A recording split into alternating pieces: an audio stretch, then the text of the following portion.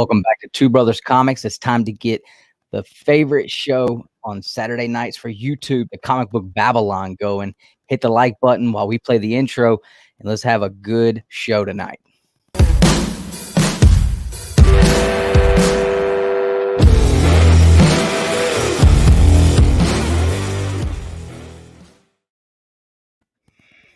Little I don't know what the deal is. What? What's up? I said, I don't know what the deal is, man, with that intro. It just keeps going too long. Like there's like 3 seconds of just black.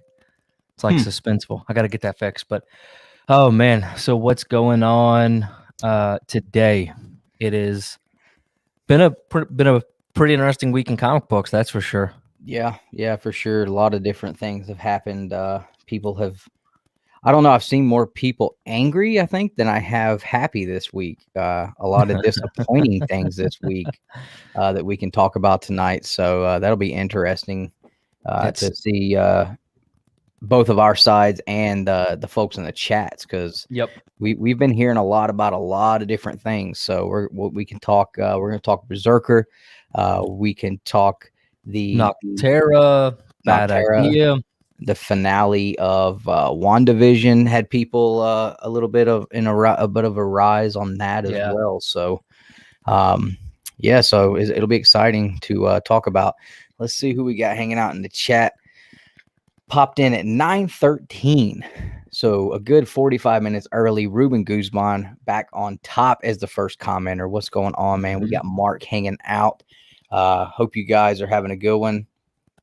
B. Ramey. So last night we did our members only live chat, and I was actually told that after we left, a few of the guys hung around and were hanging out for another like hour and a half, almost 2 hours. So for real? Well, good yeah. for them. So B. Ramey, Panda, Comics and Death Metal, and I think Austin LeMay was there too. So that was cool to hear you guys hanging out outside of the chat, man. What's up, Wheelchair Superhero? What's going on, brother? What's up? What's up? What's up, Ryan? How are you doing? Make sure you guys are sharing this out. Let everybody know we're live. Everybody should know the deal by now. We run the Saturday night Babble-on every week, so there's nothing else you guys should be planning on Saturday nights. You know, everything else should work around this show. Birthday parties, weddings, anniversaries, all that has to work around the show. Come on now. What's up, Dan Eckery? How you doing, man? Not like them being late. If he only knew. I know. And Dustin even scheduled like 5 minutes beyond. Because I knew we were running a little late today. 100% DJ Links, what's going on, man? What's happening? Adrian, what's up, brother? Man, that jersey he had was awesome. I started designing one for me today. I'm gonna debut that at the Huntsville Comic Expo, so that's gonna be fun. Live from Alabama, it's Saturday night. Oh, man. Steve, what's going on, man? Stick around. I got a package in the mail from Steve to open up tonight, so that'll be cool. AR Comics, what's going on, brother? Good to see you hanging out. Another young channel like us that has he's been on the rise for a minute, man. He's growing quick and fast. Flash 6792, what's going on? Count Von Strange, how are you doing? All right, so I think that catches us up. Yep. How was the week this week? It was long, man. We put out a ton of content. We put out so much stuff. These YouTube shorts, man, have been very interesting. But I'll be honest with you, pretty fun to do. So hopefully you guys have been enjoying them. Enjoying them or not, they've been watching. Yeah, definitely been watching. I mean, there was one day we had 15,000 views in a day. So that was just unbelievable. But man, it's been good. So it was a good new comic book day week. We have some cool new stuff to show off, and as we get closer to this 10,000 subscriber giveaway announcement, we're just got a bunch of stuff coming in. So super pumped about that. Yeah, you guys have no idea at the stuff that is being put together for this one. Like, wow, you just thought the last one was big. This is going to be crazy, absolutely crazy. So super excited about it. Yeah, I had an okay week. Today we had first baseball games of the season, and Hagen got to play a double header today, and He's working his way into being a little stud, man. He this is the first year he's been hitting off the coach, and so he got 2 hits off the coach pitches today, first pitches, and he's doing real good. Went right after Good, man. He started using somebody else's bat today. And I mean, he was creaming it with it, absolutely smashing it. So as soon as the games were over, I went straight to Dick's Sporting Goods and bought him that bat. Well, hopefully it's going to continue for him and not just be the luck of the kid's bat. Yeah, no if not, doubt. you should just swap them out and just don't tell nobody. Right. We've been working hard in the off season with him, so right on. I've been pretty proud of how he's doing. So right on, Chris. What'd you get, man? Ooh, that's exciting. I can't remember what my first Silver Age comic was. Honestly, I think it was actually from 1957, which is not technically Silver Age. I think it's still classified Golden Age. I think it was that Detective Comics. Which one was it? Was it the one you got from? It has the ice cream thing on it. Oh, okay. I was thinking maybe it was the one you got out of Jabroni's mystery box. Nope, that one was different. So okay. But yeah, that's awesome. My first Silver Age book was this Captain America 100. Good Lord, Dan. Yeah, Cap 100. Right on. So, all right. Well, I tell you what, man, I have some cool stuff to show off. If you haven't been watching some of the stuff on the channel, I think a lot of people are going to enjoy it. What's up, man? What's going on?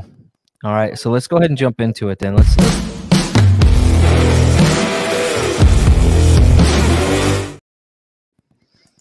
All right, you want to go first? You want me to go first?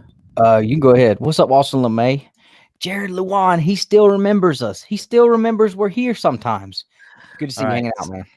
So the first thing, guys, I want to show off is not the comic, but it's one of these crafty comic displays. And I tell you, this might be my new favorite thing for taking pictures of comics and stuff like that. Yeah. If you're not watching our Instagram or on our community tab, or if you didn't see that video I posted Friday, go check it out, because this thing, it's awesome. So yeah, that's super cool. And a lot of people were asking, and you can show it a little closer, that is still in a bag and board, correctly? No, correct? No, it's not. I'm asking. Yeah, that's what they were asking. Is it in a bag and board still? Yeah, no, and I mentioned that in that video that it is not in a bag and board.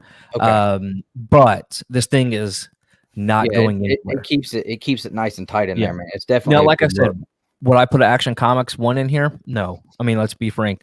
But if I'm going to put a book like this that I do not want to spend money on grading, it is gorgeous. You know what I mean? Like, there's no reason this book should be graded. It's not a key. I mean, it's a cool cover, but that's about it, right? Yeah, I mean, it's Spider-Man. Why would you grade it? But it's awesome. Now, that being said, that's probably my favorite way to display a case. And Ruben, I saw your comment, and I have a video coming out. I might actually record it and drop it for tomorrow. The Gator Guards. Okay, so Gator Guards is also sponsoring the giveaway. Got a couple of these to give away. Do I like them better than Gator Guards?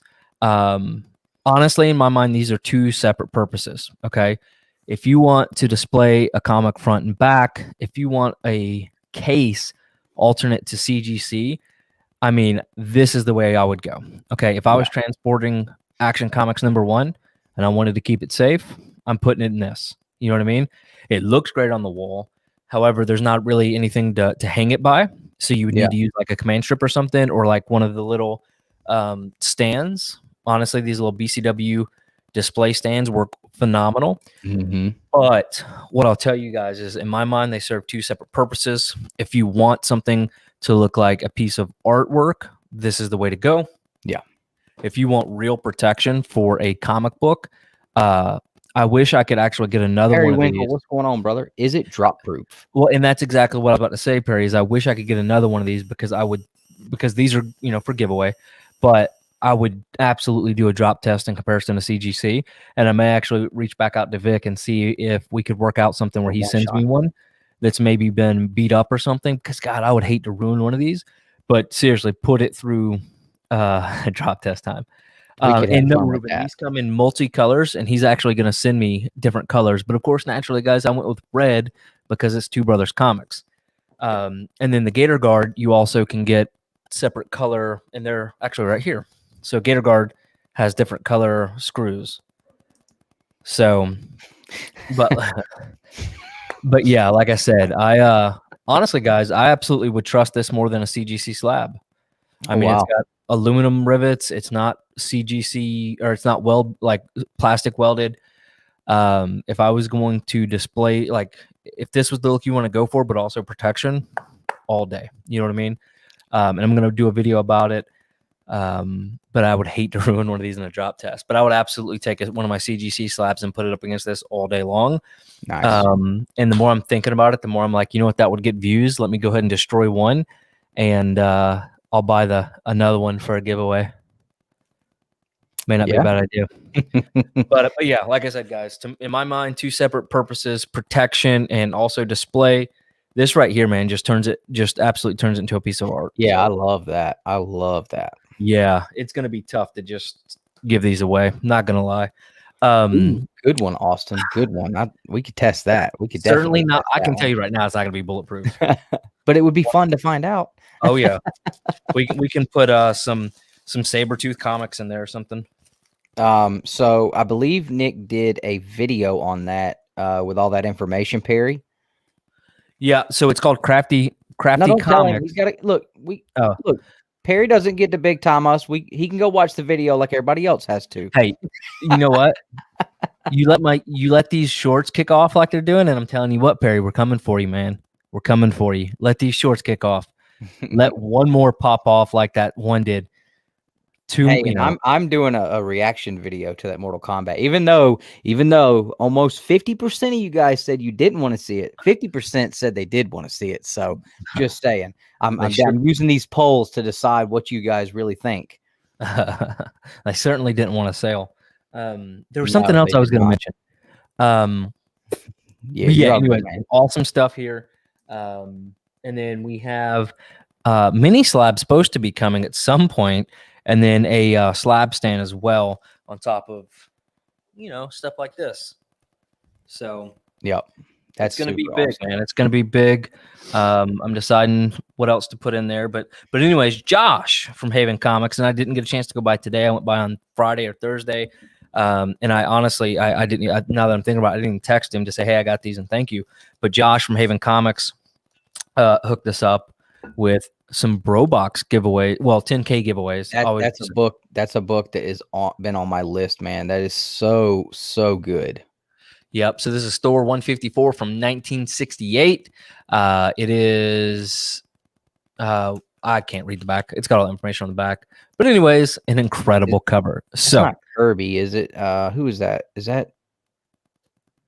No, that's not Kirby. I think is it Gil Kane or? No, it is Kirby. It says Lee and Kirby on the back. Okay. It doesn't, man. Yeah, I guess it is. So, anyways, this goes in the giveaway, courtesy of Haven Comics and Josh Olive. Some Hulk action there. Nice. I actually haven't even looked at these. Wolverine 27. That's a great cover. Yep. See what else we got. Thor number 6. Was that Black Winter or no? Is that a key? Is that a key? What? Are you talking about keys? Is that a key? I don't know. They're all keys, right? We're going to find out about some keys later tonight in the Hot Topic, guys. Oh, dude, check this out. It's an Aspen exclusive, but it looks like a sketch, but it's not. That's pretty dang sweet. Yeah, that is cool. Oh, look at there. That's awesome. Look at that. So huge shout out to Josh, and I'm almost shooting him a text whenever you're showing off your stuff. Boom. All right, and then this is the last one. Let's see what it is. Oh, look, Austin will be happy. I'm sure this is selling for like $90 million because it's a key. Uh-oh. This is the Walmart version 2 blue, Strange Academy number 1. So it says never read or anything. Cool. Now, this is what I bought for New Comic Book Day. Uh-oh. So, again, huge shout out to Josh, man. He's the best. So I'll go through these quickly. Avengers 43. I'm over this. Firepower 9. We fell for it. I haven't read this one yet because honestly, the first one never interested me enough to keep going, but I will try. Swamp Thing number 1. Yeah, honestly, that first Star Wars didn't interest me either. Honestly, I'm still on the fence. We're going to talk about that one. We're still on the fence. I'm probably going to pull all things DC off my pull list, minus maybe Swamp Thing. I'm not going to pay $4.99, $1 more. It's not even card stock, just to get an extra story in the back that I don't care crap about. And honestly, I'm not really digging this new multiverse thing.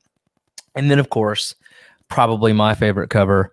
I got the Virgin Berserker with the red. You didn't go spend extra money on just this one, man. I'm telling you, wait till I put this in the Crafty Comics. It's going next. Like when I tell you guys in that video, I have opened and closed that thing. We've been seeing, and these pictures, a different book's been in there every day. It seems like, and these pictures, man, I'm loving it. I love, like, I even built a the ones that were completely black. I actually built a picture box, a photo box, so I can pop my lights down in it, get really nice solid lighting. And have like a black background or all white background or all green one. So Corey, and I got me my little turntable here with my inserts to flip in and out. So I'm taking this now too. Yeah, I'm taking this Instagram photography game up a little bit. If you bring that turntable to my house, I'll have 2 turntables and a microphone. Sup. Oh man, but again, I hope Josh pops in here. But man, he is the best. So if you guys get a chance, go check out Haven Comics. Just a wonderful guy. Even though he does have the Canadian, he's not actually Canadian. The Canadian questions and stuff. Paul Strickland, what's up, man? Yeah, we're gonna be at Haven this coming weekend. We got a lot of work to do this coming weekend, guys. Yeah. So this weekend, you go ahead and let's go side by side. But yeah, this weekend, man, which is the 13th and the 14th, right? We're clear on that. 13th and 14th. Okay, we're good. Just making sure. I mean, it was both of our scripts. But anyways, we're gonna be doing the Hot Wing video. It's gonna be an all work, no play weekend. Yeah, like it's gonna be the Canadian video. We're gonna do the Hot Wing video. We're gonna be doing quite a bit of filming, hopefully. So cinematic style videos that we're gonna be short movies. Yeah, if you guys enjoyed that one, we have sat and brainstormed together and come up with some really good ideas. And oops, kick the camera. What's up, Paul? What's up, Beans? And then I actually came up with something else today. And so me and Nick are going to talk about that tonight after the show and see if we can figure that out. And the members got a super sneak peek last night. It's actually uploaded for members to see. Our next test video we're doing. And let's just say it's definitely testing the boundaries of all things in my editing repertoire and your acting ability. I mean, this was like we've been telling everybody we were going to be moving in a new direction with our content this year, and this is the style, the type of video we were talking about. And outside of our members, who now have been able to see it, I think Perry was probably one of the only people that we actually talked about this with, and told him what we were looking at trying to do. But I'm excited about it. We're gonna do one more reshoot, and I think it's gonna turn out really good. I think the editing worked out really good. I just gotta polish up a little bit, and I think it's gonna be good. Get your Jedi robe on. Oh Lord, that ain't gonna happen. All right, so let me show you guys let me show you guys what I picked up. I got 2 packages in the mail to open, and the pull list here, which I always pull from the BCW Storefolio. Get yours now at bcw.com. Collect, protect, store your way. And it was a very light week for me this week, which was fantastic. I'm telling you, it's gotten to the point now, like I'm starting to have weeks where I have no books on the pull list, which is crazy. But for my wallet, it's been good because I've been buying so many old books. So got the Walking Dead Deluxe issue number 10.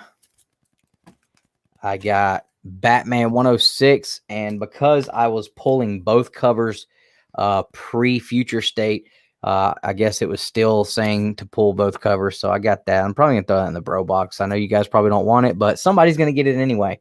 Oh, speaking of which, was it Tosh or Josh that won last week? The Roblox. I don't remember, or whoever it was. So I got to figure out which store folio they want. I need to send them a message. What's up, Chaos? What's up, Ricky Spanish? What's going on, guys? I did. Which one of us is ENIAC? I picked oh, up I'm not even. I didn't even show Berserker. that book off. And my second copy of the Recount issue number 2 came in, which is my absolute number one favorite thing that is being printed right now in Comic Bookdom, and I cannot wait for the next issue. So that was my pull list this week. I would have only had 4 books, but that Recount, my shop got shorted, damages or whatever, so they finally came in this week. Yep. But so I got 2 packages to open. We're gonna. What's up? You said, "Uh-oh," and Tosh said he's not picky. Dealer's choice. All right, give me a second. I'm going to show it and make sure you go with it. Go ahead and show your stuff, though. All right. All right.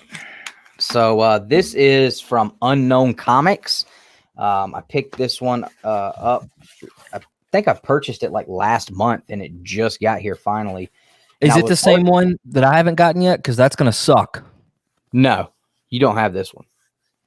Oh, there you go. Yes. Send Is that this what one. you want, Tosh? Send that one to Tosh. Look, you can even doodle on the inside. Honestly, I fully expect this to be the last one, and somebody's going to be like, oh, okay. They look like bronies anyway, so I think they'll do that.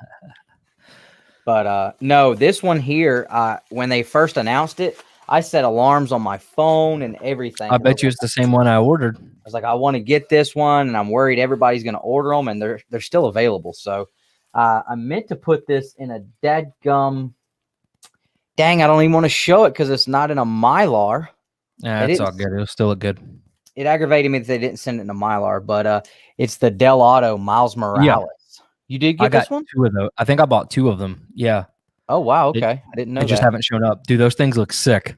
I mean, that's going to look so good in this crafty comics. Oh, absolutely.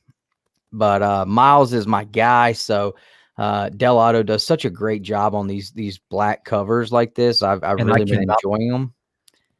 And I saw the artwork for this. He actually posted it on his Instagram like a month before this book went on sale. And I was like, man, that is so cool. I hope that ends up being a cover. And luckily enough, it was. So that was super, super awesome. Hey, look, I'm wearing my Miles Morales shirt too. So that works out. Hagen was really, really excited about that one. He loves Miles too. So I'm trying to see when mine's showing up. I mean, I'm not going to knock Unknown Comics, but I'm just saying most of these other exclusive companies, they put these kind of books in a Mylar when they send it to you. Well, you know what's going to happen is they're all going to end up in that Spider-Man Boost mystery box here in about 5 minutes, and they're all going to be worthless. Yeah, you're right. Oh, mine's arriving late, so it's just stuck somewhere in Amarillo. Mine shows that it's still stuck somewhere on the other side of the world. This one from Steve, it went from Kansas to like Ohio or Idaho, or I think it went from Kansas to Ohio to Tennessee. Then it showed Los Angeles, California, and it shows that it's still in Los Angeles right now. So I was not expecting to get this one, but let me cut this tape and stuff, dude. So while you're doing that, so the ENIAC stuff, man, I just honestly was goofing around, and I messaged Dragon Quills on Facebook. And I was like, hey, do you have any more of the ENIACs? I couldn't even find like a second print anywhere. And they're the only store in the state that had them. And the guy responds back seconds. Yeah, absolutely, man. Give me a second. Shoot over your information. I'll give you a call and we'll get you taken care of. And within 5 minutes, this dude had me on the phone, took my contact information. This was on Wednesday this happened. By Friday, the book was in my mailbox, ready to go.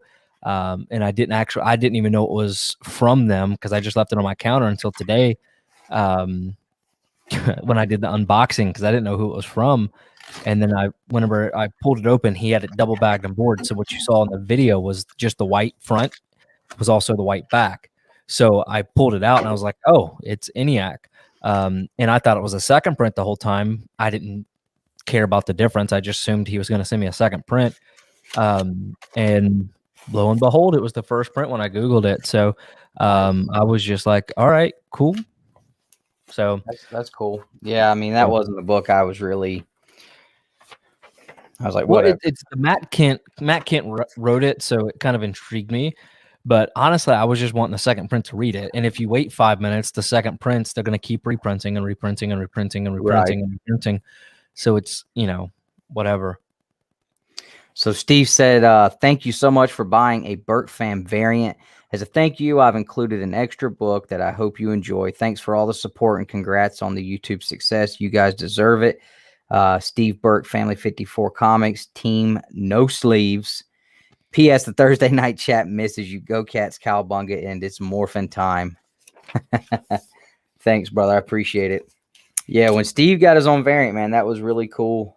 Steve was one of the first people that we collaborated with when we started YouTube. So he's been an awesome friend ever since. Hated to see that he trashed that car, man. I hope the deer was okay.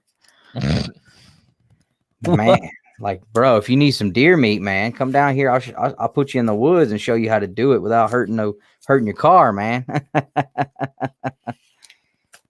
All right, let's see. Lots and lots of tape, I tell you that. Uh-oh. All right, so let's see here.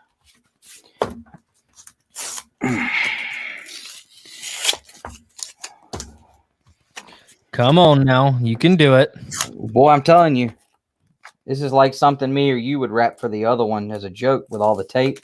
It's good though. The books ain't gonna get damaged this way for sure. Oh man, Chaos, you're right, Chaos. So I'm reading through the comments, and he's like, "You can't read something you can't buy."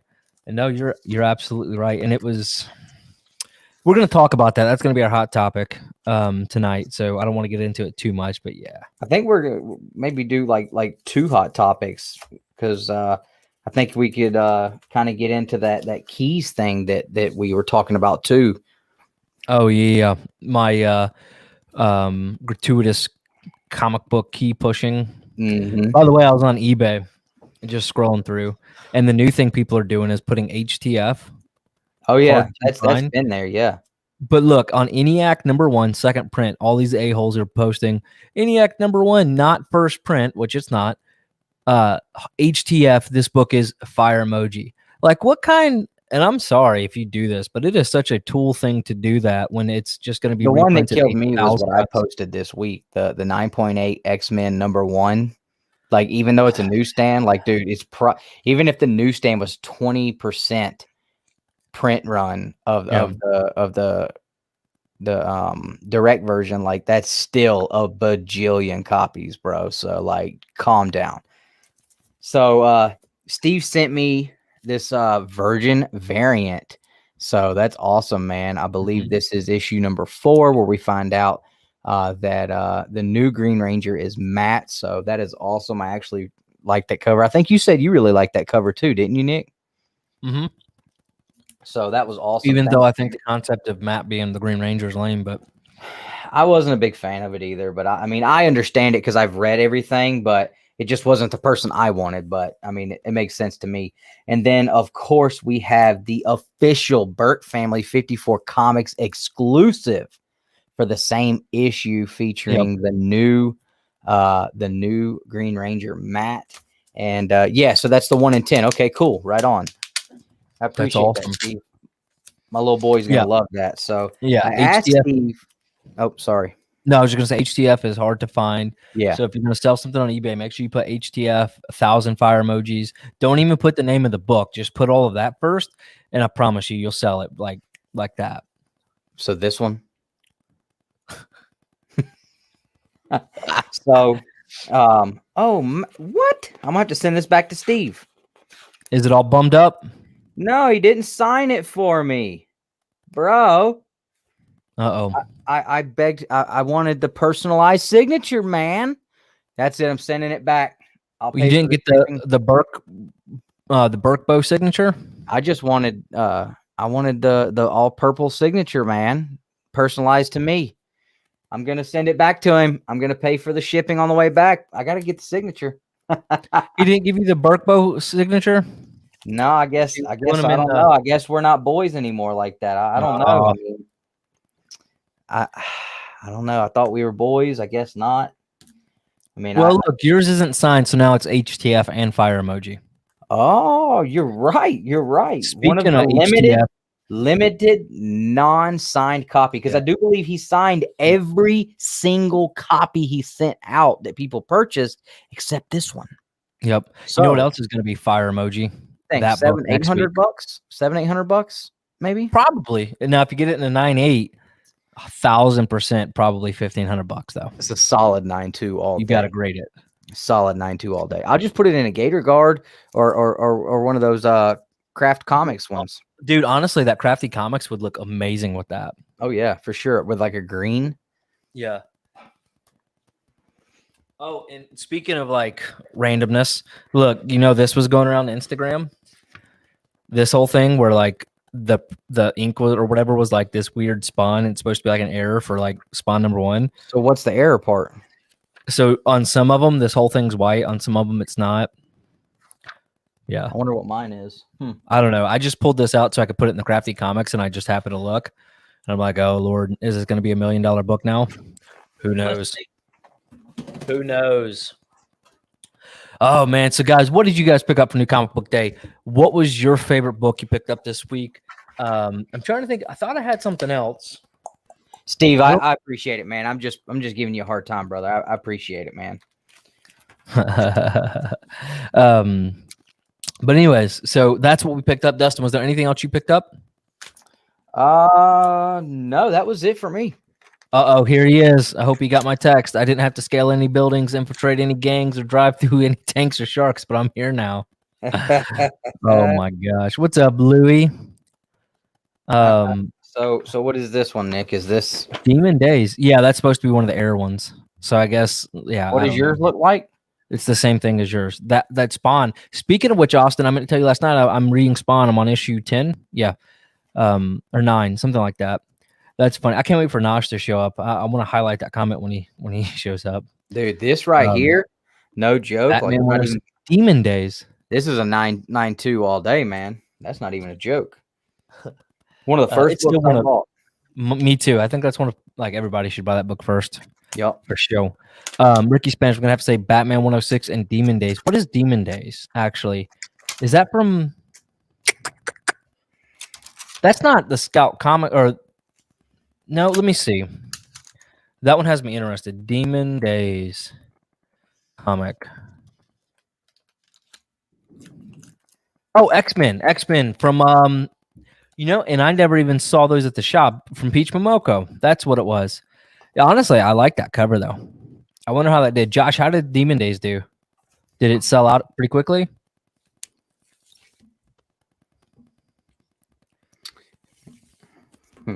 So not only are they letting her do the covers on books, now she gets to write them. I hope she writes better than her covers look. Honestly, though, the artwork looks looks pretty dang cool in this one. I know it's not for everybody because it is definitely anime-ish.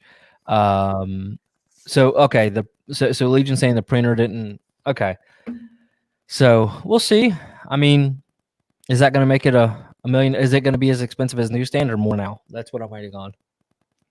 I'm telling you right now, I would not pay more for that. I'd probably pay less just for I paid like $20 for that book. I think I did too. I have a couple of Spawn ones because I like it. But yeah, Spawn, man, it's sick. Like, it's brutal. I'm still chugging along through Fables, but I needed something else. If Spawn's anything like the HBO show was, like, yeah, it might be worse, to be honest with you, man.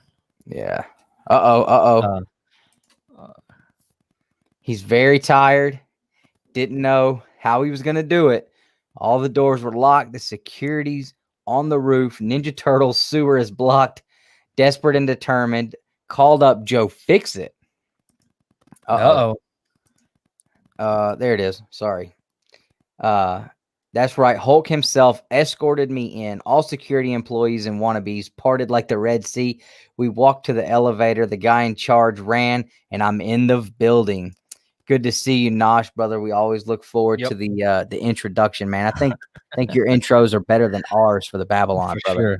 I need him to write one for me, like, because my intros have become pretty lame. It's just like, okay, I'm going to give you an interesting topic. Let's talk about it, and that's all I got, man. This one kills me that he calls you this. Hey, he knows what it's about, man. He knows what it's about. You should have been on the member stream last night. Whenever he showed up backstage, I'm like, what? You got what? Like, you guys got to stop him. Don't let him in. Don't let him in. And then I'm like pulling people off. And then I pull and the screen's blank. And then I play our Babble-on intro and I throw him up full screen. It was pretty funny. I had to give him an intro. 6 copies. That's funny. And, hey, Nosh, I hope you enjoyed the Hulk video, man. You asked for it, and hopefully I was able to deliver. I did a lot of digging around. I'm like, what are some of the most messed up things the Hulk have done? Did you know the Hulk freaking had, and I know a lot of people probably did, but in Old Man Logan, or Giant Size Old Man Logan or something, Hulk became this weird hillbilly, like, wrong turn type Bruce Banner did thing. Had a whole bunch of children with She-Hulk, who's his cousin. Yeah, so they were like a small legion of like Hulk people. Yeah.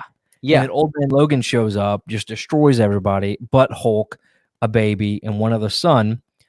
And I mean, it was pretty disgusting, to be honest with you. I've never read a comic book and felt like disturbed.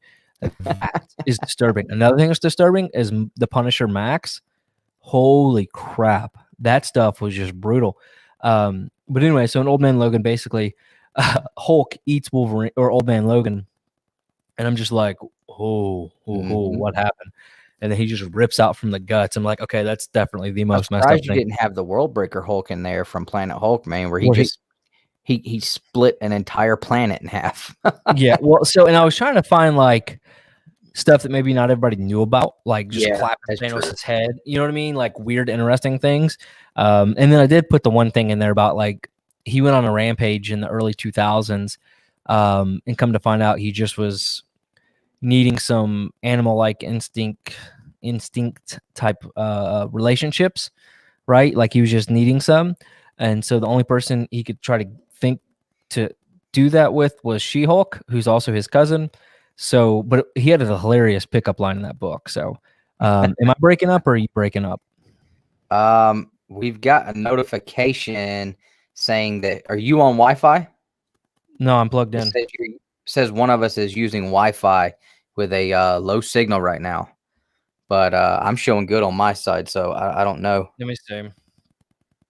Yeah, I'm not on Wi-Fi, but just keep talking and maybe it won't be that bad. And I'll it does. It looks like it's me.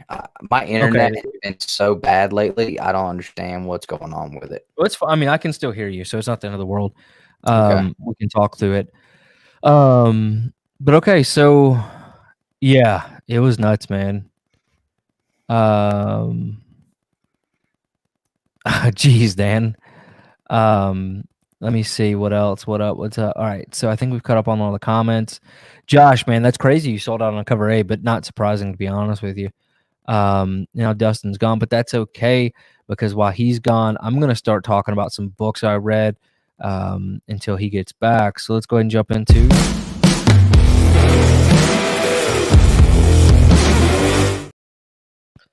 All right, so as you guys know, I've been trying to read through an indie comic book series once a month, or at least a full story. Last month I started Fables, and it was a chore, man. So I'm like on issue 65 of Fables, but I decided to go ahead and start reading something else. Because Fables, there's not enough there every single issue to keep me wanting more because it's kind of a self-contained story arc. So I started reading Spawn, which I do have the compendium coming to Josh's. So I'm hoping that shows up soon because I'm freaking pumped about that. But I have been reading digitally through it. And Spawn has been wonderful. I'm about 10, 11 issues in, something like that. And honestly, it's a lot more brutal than I expected. It was a lot funnier than I thought. So Todd McFarlane is pretty humorous. And I also thought it was pretty neat that he let Alan Moore come in and do a story. I think Jim Lee came in and did one. Maybe it wasn't Jim Lee. But there was somebody else that did one after Alan Moore. So those were pretty cool. But the artwork, man, honestly, the interiors of Spawn, I mean, you just don't get artwork like this anymore. These big splash pages, the details within these books, I mean, you just don't get it. And you don't get this kind of goodness either anymore. So, but I'm loving Spawn so far. I mean, it's been wonderful. And then what else have I been reading? Did I read this week? We're going to talk about Berserker when Dustin gets back. I read Noctera. Noctera. So I was talking to the guy at the shop, at Josh's shop, and he was like, "What's Noctera?" And I said, "Well, basically, it's this truck driver who's living in a post-apocalyptic world where the sun's gone and creatures turn into crazy things if they stay in the dark too long." And the more I talked about it out loud, the more I'm like, this is going to be stupid. It is a truck driver in the dark with crazy animals that just are mutated. However, when I actually sat down and read it, it was quite enjoyable. I love where they're what they're doing with this. So it was a lot better than just a truck driver, right? Basically, she is somebody who goes from, I forget what they call them, basically point to point, transporting goods, people, whatever. But yeah, Noctera. That's a good, yeah, that's right, Southern Comic Geek. So think of Noctera, but instead of if they hear sound, they come running. If it's completely dark, they're running. But then the light, or maybe it's light, but anyways, it's just these weird mutated creatures, and people can get infected like that. So not just animals. So that was really interesting. But the premise of it, saying it out loud, sounded stupid. But I'm actually sold on it right now at this point. What else did I read this week? Swamp Thing. So what did you guys in the chat think about Swamp Thing? I'm not real sure. I'm going to keep it up. Oh, and I also tried to read Infinite Frontier, and I couldn't get through the first 5 pages and put it down. But this one's very interesting to me. I'm intrigued to see what's going to happen. I don't think it caught me fully, like super excited about it. And maybe I just need to read it again and give it like a longer or a better thought while I'm reading it. But I'm gonna say it wasn't bad, and this may end up being the only DC book I keep because, like I said, with Batman, I'm not gonna keep paying $4.99 for a book when they're throwing in extra stories I don't actually care about in the back. You know what I mean? So I don't care about what was it they put in the back of this one? Was it this one they put stuff in the back of? Yeah, featuring Robin. So I don't care about none of that stuff. You know what I mean? So I'm not going to continue playing the. I think that's it, right? They're putting extra stories in the back. Let me see. But anyways, it just not my thing. So probably going to end up dropping Batman. But I did really like the Scarecrow for show. I really liked the way he looked. The design of it was really cool. So we'll see. What else did I read this week? What was your guys' favorite read of the week? For me, we'll talk about it. Firepower, that was one. These two. I read these two. Firepower and Avengers. Firepower and Avengers. So I was about ready to give up on this one. Like straight up ready to give up on Firepower. Nothing's happened since the prelude. Wasn't, honest to God, nothing's happened. Nothing honestly happened in this one until like the last 2 pages. Like what was it? Greg said, Bearded Comic Pro said last night. I mean, they just fell for like 10 pages. But that last 2, cool, real cool. Those last 2 pages brought me back in for sure. And then Avengers. So I know we've been high on Avengers, Dustin. I don't know if he's had a chance to read it or not, but you know, Avengers, we've been enjoying the story. But honestly, guys, I'm kind of done with this Phoenix Fight Club. Like 1-2 issues maybe, but come on. Let's get to a conclusion here. I know the last page, it's like maybe we're getting somewhere, but it's still going to be another full issue of them fighting and stuff.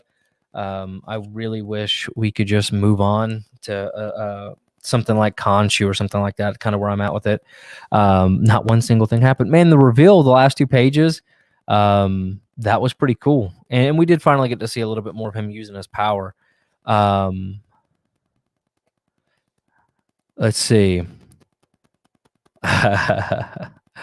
Oh, man.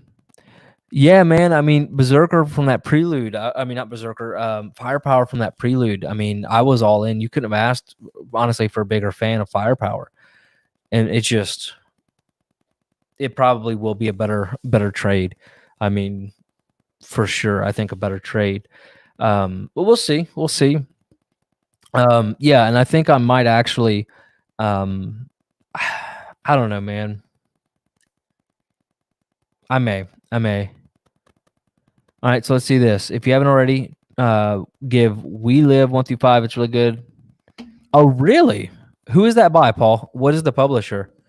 And I think it's really cool when publishers do this with apps, like the Marked. They had an app that you could read with, and I thought that was pretty cool.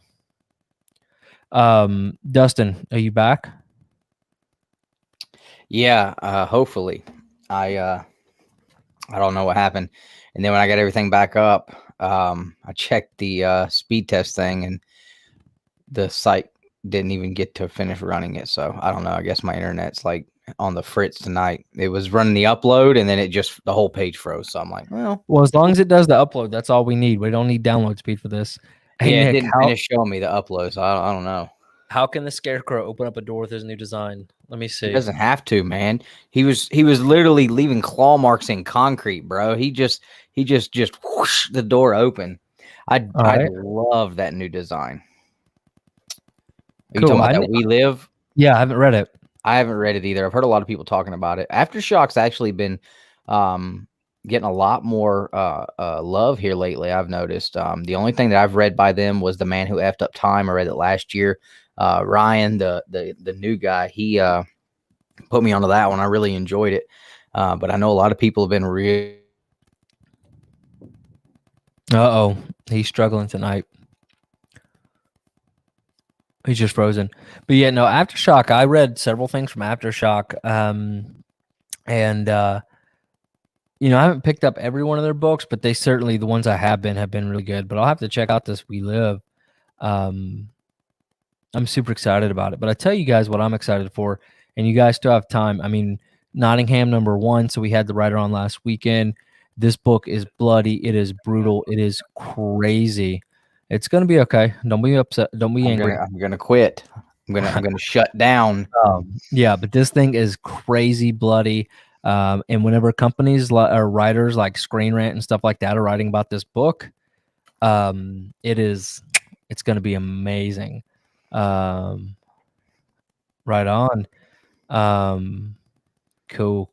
Yeah. You guys got to pick up Nottingham this week. Oh my God. I'm telling you. We've never steered you guys wrong. We told you a couple books last year to go pick up, and everybody that did, they liked them. So just trust us. Nottingham is going to be. I'm not going to tell you it's better than. Yeah, Nottingham is going to be. It is 10 times better than Berserker. I said that. I said that. No, I don't know about that. I may be one of the people that enjoyed it. So, Vault's been really good. So, I blame Dustin's internet issue on Scarecrow. So, I haven't read all of it, but I hate the fact that like I finally get a Scarecrow story in Batman, and I don't know if I'm going to keep reading the book though, because I'm not enjoying like what's going on there. I'm probably going to drop it. DC is like trying to do that whole multiverse thing. And it's like, I wish they would have let Tynion just keep going with where he was going. Now he's got to change everything and adapt to this whole multiverse crap. And I mean, I shouldn't call it crap, but I mean, I'm not really digging it. And you know, it's like, I don't know. I got to finish reading the issue, but I do love the new design of Scarecrow. I definitely think he has that scary horror vibe. Yeah. I mean, the needles with the toxin running through it. It reminds me of the last Night on Earth, the way that Scarecrow was in that one. It really, really looks close to that, which I thought was just horrifying to think about this Scarecrow with these needles on the end of his hands that inject that scare toxin into people. I mean, it's a great idea, and the artwork looked great. I mean, Jorge Menez has been awesome on that title with the art for a long time, but I was definitely a little bit I was a little bit sad that I'm not sure Yeah. that I'm gonna keep reading Batman as much as I've loved it for the last year. So we'll see. So there's a couple of comments I want to make. So I want to hit on Ricky's here in a second. I do want to hit on a couple of Josh's. But first thing, so Nottingham. What is Nottingham about? It is the freaking, think of Robin Hood mixed with like a weird Joker, crazy, just I wouldn't even crazy see thing. Joker. My thoughts is if John Wick and the Punisher had a baby and that baby became Robin Hood. Well, I guess, yeah, and like just the masks and stuff, like it just makes you think of like. But here's a couple of teaser images, and I will tell you guys. I mean, we've read the first issue. I think we actually have access to read the next issue or two, but like it's been a minute since I've been this excited about a book. You know what I mean? Like, yeah. I'm pumped for it. I really am. He's done a great job. The artwork is really, really solid. So. All right, now here's another one. So the Batman issue. So what I'll tell you, and I think Dustin, don't let me speak for you, but I think where Dustin and I stand with DC Comics and the storylines is we don't really care for the multiverse stuff. We care more about the omniverse. We honestly I love just. Well, Mark's saying that it doesn't even have anything to do with it. Like I said, I only got to like the third or fourth page, and then I just started flipping. Yeah. But I was thinking that it was going to be a part of this omniverse thing too. But Mark's saying it's absolutely separate, so maybe it'll be okay. And it may be, yeah. But like, I have a hard time getting involved in all this omniverse death metal stuff. Like, and it is amazing artwork and stuff. But like to me, when I read Batman, I want to read like stuff from not like New 52 Batman or like even some of the earlier Rebirth. Like that's the kind of stuff I want to do. Or so he said it has nothing to do with it, so that's cool. Yeah. Well, I'm hoping that eventually they get rid of this whole like Bat family thing they're doing. That's not gonna happen. Like in this storyline, like I liked how it was last year. You know, it's just like it was Batman. You know, yeah. I liked, but I mean, I know they can't run that story forever. But like, I liked that vulnerable Bruce Wayne Batman, like on his own, he has nobody left, and his back's against the wall. So I don't know. We'll see. I'm gonna finish reading it. I'm not, you know, knowing that it doesn't have anything to do with this whole omniverse thing. That's good news. So, I'm gonna definitely check it out though, because I mean, I love Scarecrow is definitely my favorite Batman villain, 100%. So I'm really excited about that one. Josh, you got to hook us up, man. No, I'm just kidding. But so I did. Yeah, I know. But so Joker #1, Dustin, Tynan's doing, obviously. He's supposed to be bringing that horror vibe. I don't know if you saw the video I posted. However, okay, it is supposed to be where he's going like on this adventure, like not adventure, but he's going to all these other countries and places and stuff. And that's what's throwing me off. So, yeah, I'm looking forward to it. Not only is it written by the #1 comic book writer on the planet, but I mean it's definitely an. Oh, you hadn't moved. I thought I froze again. I'm glad I'm glad you moved, because I was about to say choice words and it would have been live. Yeah, be careful, because just because you're frozen, that means we can't hear you.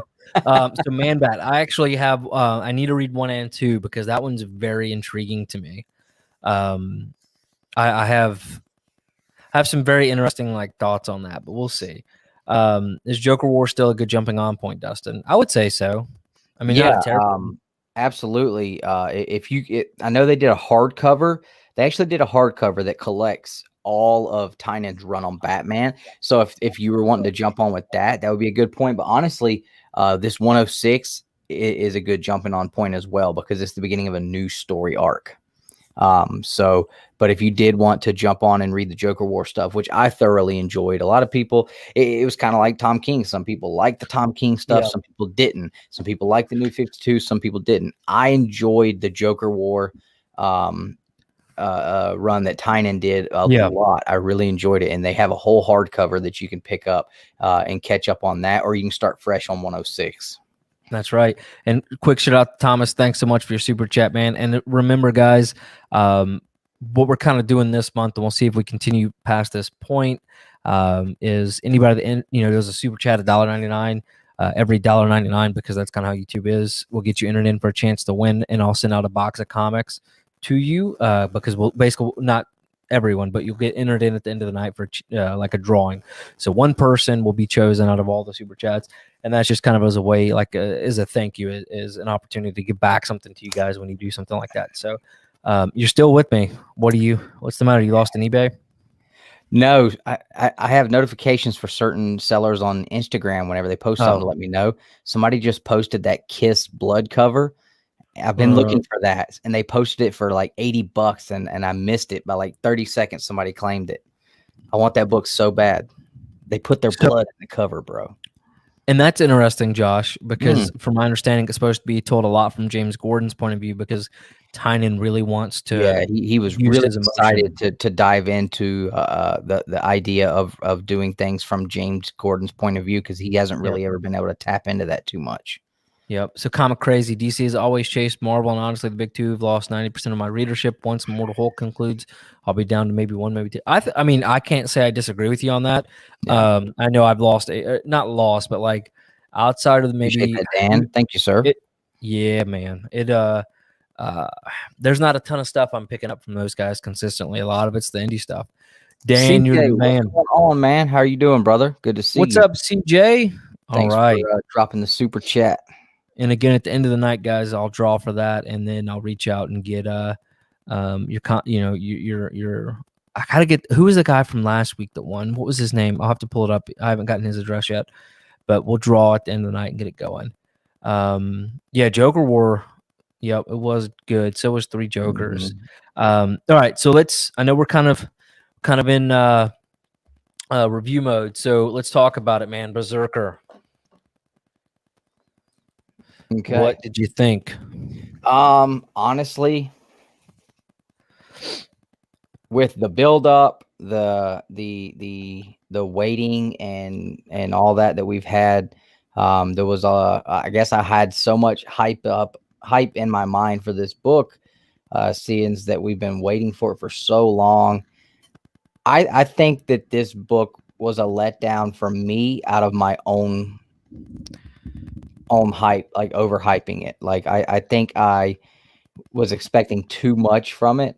And when I set that aside, it's a cool book. And not saying that it's not a cool book in general, but and I can't even say what I expected or what I wanted it to be, but I can imagine. You know, it's one of those things where it was what you would expect from Keanu. It's a lot of action. It's nonstop action, start to finish. There wasn't a ton of dialect. There wasn't a enormous dialogue, amount of story. Huh? Yeah. Dialogue. Yeah. Yeah. There wasn't a lot of diving into the story real deep, but you got a lot of action. You got to see like what this is going to be about, what this guy does. Yeah. Now, so real quick, Adrian Pandawesome, you the man. And look, we got an idea. I'm just gonna say idea. I don't want to spoil it. I got an idea. And then Nosh with the big $5. Thank you guys, man. We do appreciate you a lot. And again, we'll put you guys into that drawing. Now, so I understand where you're coming from, that you were personally disappointed because of the buildup. I honestly tried to keep low expectations, and you get a better, I'll tell you the first thing right off the bat, I struggled with the art at first because you see something like this, and one thing I hate, and this should be a topic, is Jesus, why do people put an amazing cover that does not match the art? Well, I know why. Because this gets people excited. If they drew that on the cover, no, that's not getting nobody excited. Mm-hmm. But that aside, I enjoyed this story. I felt like we got a lot more than people expected, or not expected, but maybe if you step back and really go like, okay, there was a lot of information really given. But I do not like the perspective it was told from, right? That it was kind of being narrated from between him and this, and I don't want to spoil it. It's not really spoilers because you can kind of pick up on, and it's not a spoiler who he's talking to, but kind of like this therapist type deal, the scientist. But I'm telling you, man, like the first half of the book, I would say up until this point, that's literally there's like 4 pages left.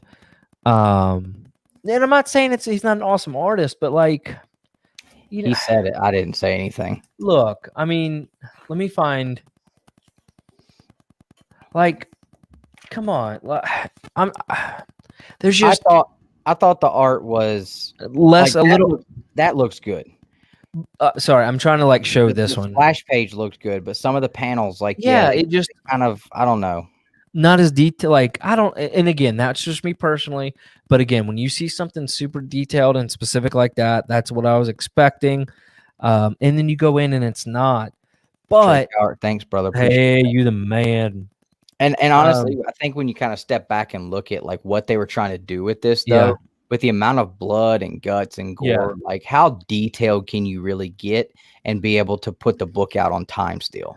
Yeah, but like I And said, I think that may have been a factor too. But it delivered every way. I mean, you expect a Keanu Reeves book to be full of blood, gore, people. And I love this right here because I feel like that is just an iconic Keanu Reeves thing, like head down, hair wet. I feel like you saw that. Yeah. Like in every movie he does. That sets it up so you know, like, people are about to die. Yeah. And like literally from John Wick to I feel like any movie he's been in, maybe outside of The Replacements, which honestly he still could have probably had a scene like that. But that is definitely a good movie. Did you get in any way the feeling of this is like got a huge cheese factor to it too? What do you mean cheese? Like this cheesy? No, like I think like it's punching somebody through their face and like their eyeball goes shooting out. Like no, somebody in the face and their eyeball. Like I didn't like some of it. Like I have a hard time like separating. Like, okay, it's comic books. And, well, and when I read that, I'm like, dude, like if you shoot somebody in the face, their eyeball is not going to come plunging out of their head. So, but I think they have to kind of overdo it a little bit because it is comics, and you still you need that blood, guts, and gore from a Keanu Reeves. If you did that in a movie, you can show that. And I get what you're saying, but like stuff like this, stuff like Brian Clark. Hey, Brian, I need you. I still have your sticker pack. I need your address. So if you want to email it to me at nick@twobrotherscomics.com or on IG or whatever, but I have an envelope with your stickers in it for being a member. So I still got it for you, and I just need that address. But thank you. See, tonight Josh hates you, and he agrees with me. I like tonight. Just wait till we get to talking about one of our hot topics tonight, and then Battery's buttering me up because he knows I'm coming to see him this coming weekend. He's excited. But you know, I get what y'all are saying about like eyeballs popping, and I think he actually punched somebody's spine out, took it, and then stabbed another guy with it. Rib. Was it a rib? Okay, because I saw that too. I was like. I went back like 3 times looking, and I didn't mean to spoil that for anybody. Bro, like you ripped a man's. Okay, you ripped a bone out of the inside of his body. Like there. Okay, there it is.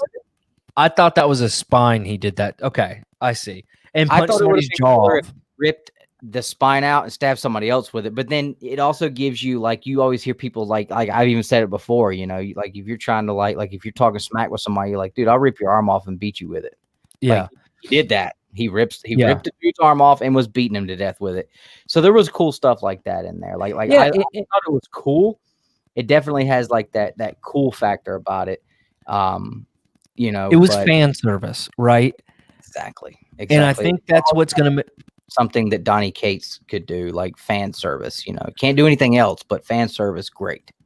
Well, so I was actually going to make a point similar to that. I feel like with Berserker, we're going to get a ton of fan service because we know what we're going to want to expect from a Keanu Reeves book. I mean, let's be honest, we're not going into Brzrkr in my mind expecting, Game of Thrones twisty storyline, right?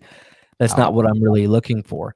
Whereas Donnie, he'll do some of the fan service things and then all of a sudden give you freaking Captain Universe, Mr. Earth as the God of Light. You know what I mean?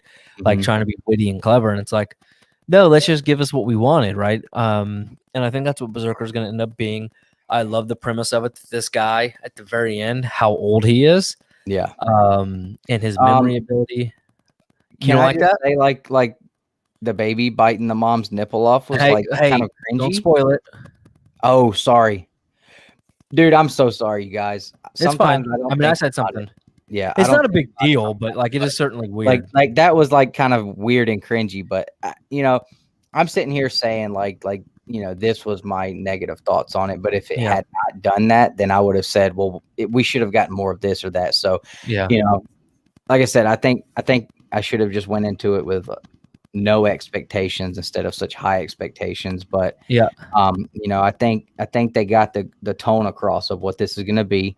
Yeah. They laid the groundwork for the series. They let us know like this is what this is about. He's taking these, you know, he's taken these different drugs to basically try to become mortal, because obviously he's not mortal. And Yeah. I'm excited. I'm curious to see like he's got the lightning going on in his head, like the Raiden thing going on in his Yeah. eyes. So I'm excited to see that. I liked the fact that like the other guys, the other soldiers standing around watching him are just sitting here like, Jesus Christ, oh my God, did you Yeah. see that? Like they've got this look like, oh my God, I can't, like here he goes again. You know, they're talking in the chopper, or I guess they were in an airplane, not a chopper. And Yeah. like he's talking to him like this is what we're gonna do.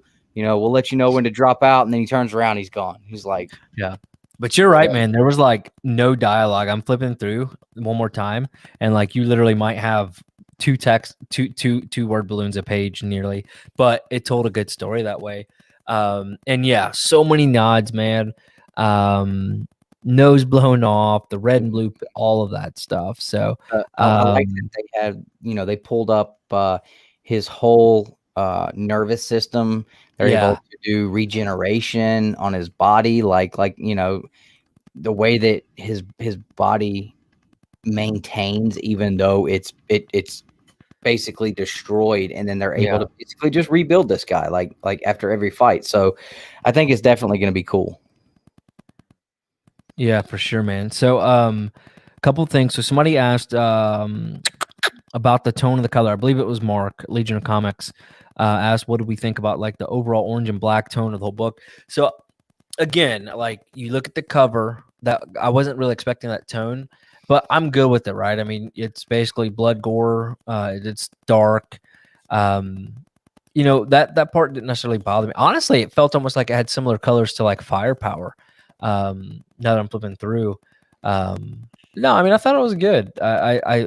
You know, I still wanted a little more. I wanted this art. Okay.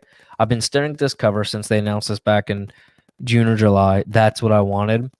And, you know, didn't get that. But it is what it is. It's 12 books, 12 issues. We'll see how it does.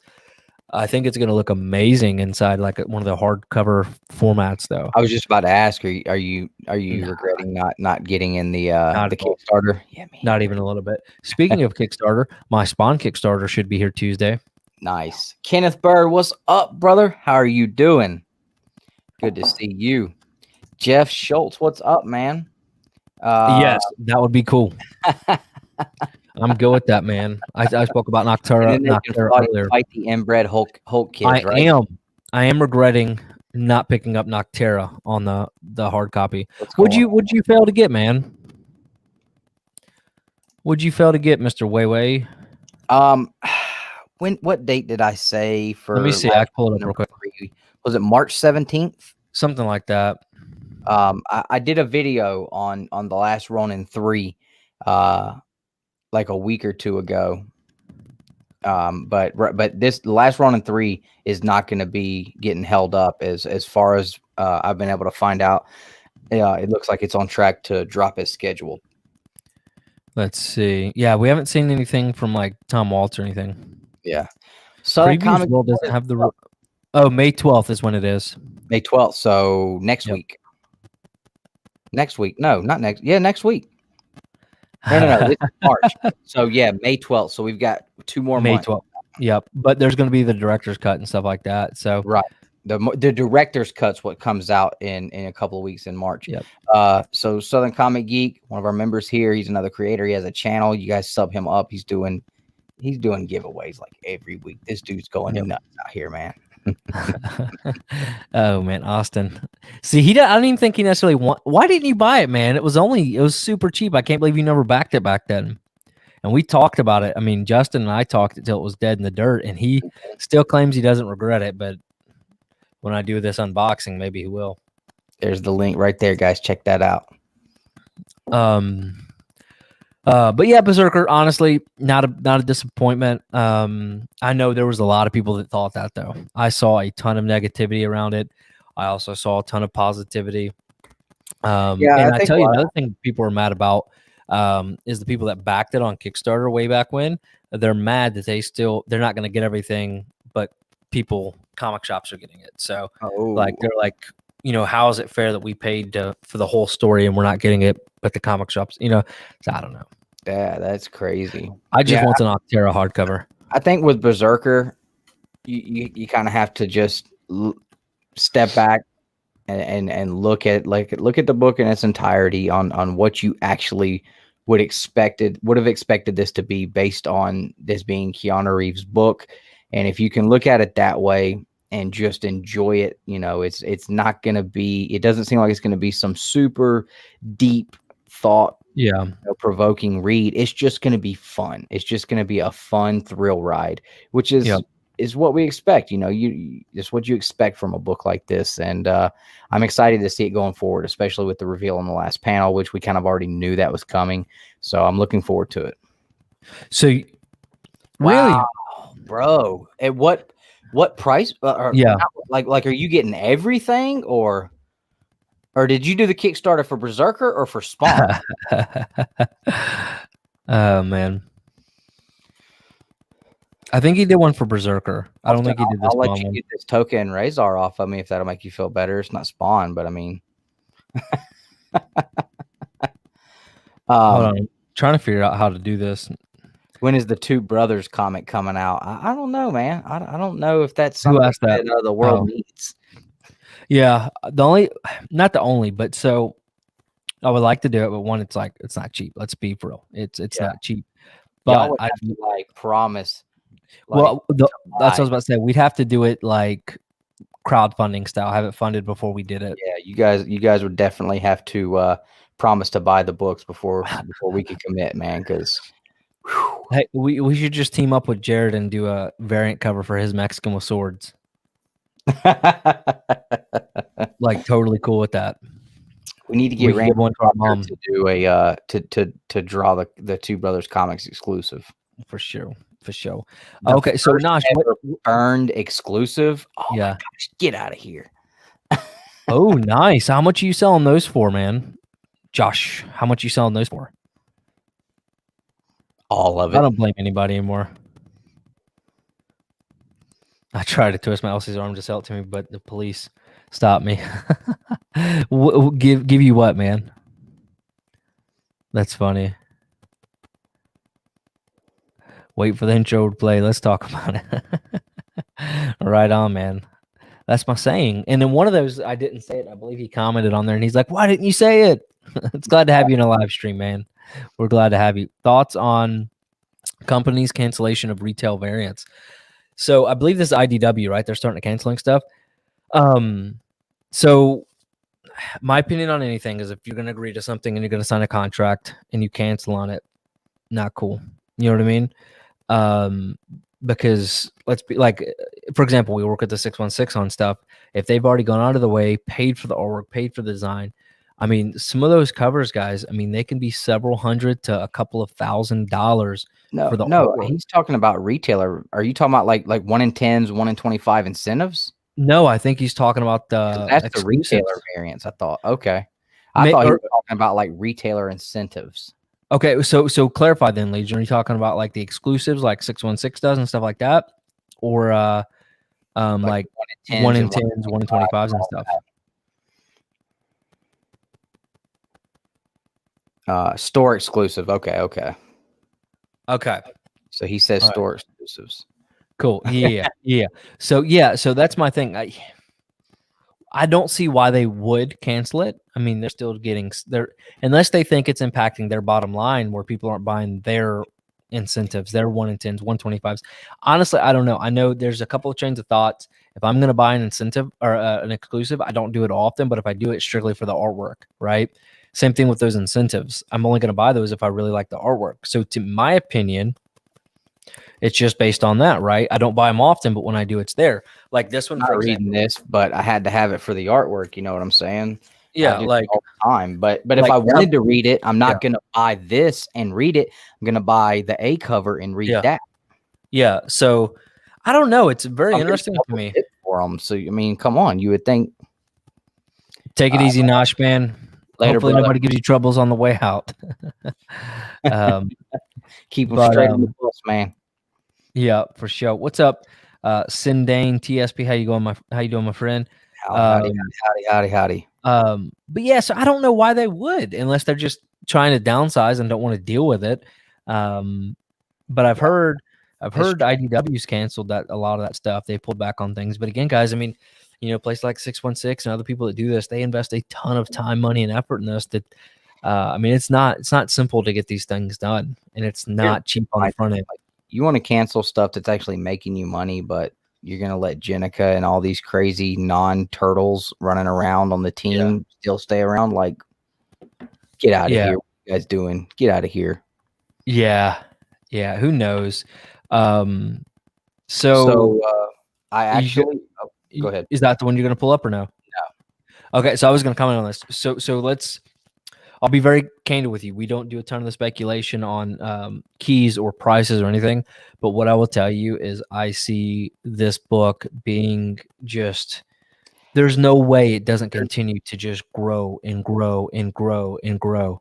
If freaking X-Force #1 can become a $30 book all of a sudden, or freaking a 50-cent White Vision becomes a $200 book, this book is just going to... I mean, I've expressed my opinion on Hulk 181 many times, but there is not a book on the planet I believe in more as far as growth than Hulk 181. So much that I told my wife, I convinced my wife. I didn't even have to convince her. I just ran her through the scenario of, hey, the next one I see, if I find one at the Huntsville ComiKon, I'm going to purchase it. This is what this book could do in a year. I could sell this book, get our money back, and then I can take you guys to Disney for a year. That's how crazy this book has gotten year to year to year. Look at Giant Size X-Men. Look at X-Men 1. Those 3 books, I don't think there's anything on the planet that is a more of a as close to a guarantee as you could ask for. I mean, and 9.0s right now are listed for somebody's got a 9.0 listed for 20 grand. That's funny. There's 9.4s listed at that. I mean, John at my shop, he bought his 9.4 in 2017, 2018, $1,800. Yep. And it's a 9.4. Right now, he's been taking offers on it because he's trying to purchase a new Harley, and he's been offered anywhere from $10,000 to $12,000 in the past 2 weeks for it by multiple people. I mean, that's wildly insane, man. So I don't think just a 9.0. I think that book personally, just my opinion, I'm gonna make the purchase on it. I don't care what it looks like. Whatever I can get for under $3K, I'm gonna purchase it. Yeah, so I'm looking in some of the recent sales on eBay. I mean, it's hovering between $8,000 to $9,000. And there's a CGC Sig that went to 12. I mentioned Giant Size X-Men 1 and X-Men 1 as well. I don't did. Ruben, you and me both, man. I told my wife, Nick probably still remembers too, when in 2019, I told them, like, Giant Size X-Men 1 and X-Men 1, I have to get those this year, because if I don't, it's going to go way out of my reach. And I didn't get them. I didn't have the funds that year, and it was just way gone. So I tell you, maybe Austin will trade me the Spawn Kickstarter for like a good 181 or a Giant Size X-Men 1 or something like that. I bet you he would. I mean, it's Spawn. He loves Spawn. I doubt that. I'd take a low grade. So Johnny Cage, I actually read some stuff on this today. So apparently they're still saying he's not in the movie, but like I said before, this isn't supposed to be just a one and done on the Mortal Kombat movie. This movie is supposed to be like a prequel leading up to the tournament. And there's supposed to be several more movies. They're basically building, their idea is they want to build an MCU type universe with the Mortal Kombat, which absolutely be done if it's done practically and done right. And if we, watch the movie, pay to see the movie, and support the movies, which we all need to do. Every one of you do it. But apparently they are saying, and it has been confirmed, Johnny Cage does exist in this universe. How they're going to bring him in and how they're going to do all that has not been let on yet. So I'm thinking that we're going to see something towards the end. I think it's going to crash and burn and fail because Jon Favreau and Kevin Feige are not a part of it. It's going to be like the DCU. I've seen tons and tons and tons of people saying who they want to see casted for Johnny Cage, and I could not agree more. And I don't know if you're going to even know who he is, Nick, but The Miz from the WWE. Yeah, he total D-bag. 1,000% could be perfect Johnny Cage. Yep. And after I saw that, I was like, nobody else will fit that for sure. Fit that moniker better than him. For sure. Thank you, man. We do appreciate that. Noob Sabot, guys, not just Sub-Zero. We're getting Noob Sabot, his brother. It's sweet. I'm taking the day off work. That's awesome, man. That's awesome. But yeah, we really appreciate these comments, man. We trying so hard, so it means a lot. Speaking of which, what do you guys think about the shorts? The MKU, baby. I ordered a new Mortal Kombat shirt. I forget who did it, but they basically took the oh yeah, they stole the heck out of it, didn't they? Well, they reprinted a 90s shirt that used the artwork from that comic book that I had, the 9.2. And when I saw they did that, I was like, oh my gosh, I've been looking on this shirt on eBay, and they go for like $150 to $200 destroyed. So I had to buy one. So I wonder if anybody's seen the old Dragon Ball, it's not old, but it's a Dragon Ball Z movie from like the early to late 2000s. And it was like the most horrible thing ever. That's kind of what I'm expecting this to be. Like, I don't mean to be negative about it, but that trailer just did not get me pumped. Ryan said The Miz would be stupid. Get out of here. So this was the original plan for the first movie, but he decided to go do Street Fighter instead. Probably didn't make the right choice there. I don't know. I tell you what, though, I don't. Mortal Kombat, the original one is still credited as the greatest video game movie ever done, and that Street Fighter movie bombed. I didn't even know it was a thing, but yeah, Mortal Kombat. Like, if they can't make this new one better than the one from the 90s, I have no clue how they won't be able to. The original from the 90s is fantastic. It's perfect. But the same thing with the Turtles movies. The new ones that have come out can't touch the originals. No, exactly. And they're freaking puppets. Right. I think it was so bad. The way that they're going about this new one, it's not gonna. I don't think it's gonna have to compete with the original one. It's going to be completely different. So I just really hope that it's done well, because I'm so scared and nervous about it. I've been talking about this for years, to the point where you thought I was full of crap that it was even going to happen. Yeah. A lot of people didn't believe it. I mean, there's been websites around since like 2000 about the next Mortal Kombat movie coming out. That's, I mean, and it's, you know what, who owns the rights to that? Is it Activision or something? Well, I know the video game, but I know Netherworld has their own deal. So they really should get somebody from Marvel involved for this. Could you imagine? Could you imagine how freaking Jon Favreau or Feige? Oh my! If they had, that would be so great. Yeah. Goro was an animatronic too, and they said that Goro was literally the most difficult part of that entire movie. That thing was absolutely horrible to work with, but the Goro in this new one looks so awesome. I was so excited to see him in the trailer, because they had been playing off like he wasn't going to be in it. Dadalorian, good Lord. My wife made that shirt, ain't it awesome? Mm-hmm. But yeah, so I don't know. I mean, Mortal Kombat has decades of storylines and just phenomenal stuff.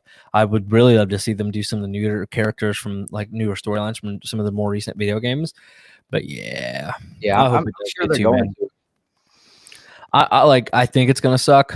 I'm just being honest based on the thing, but I'm hoping for everybody it does good. Yeah. Yep. Same here.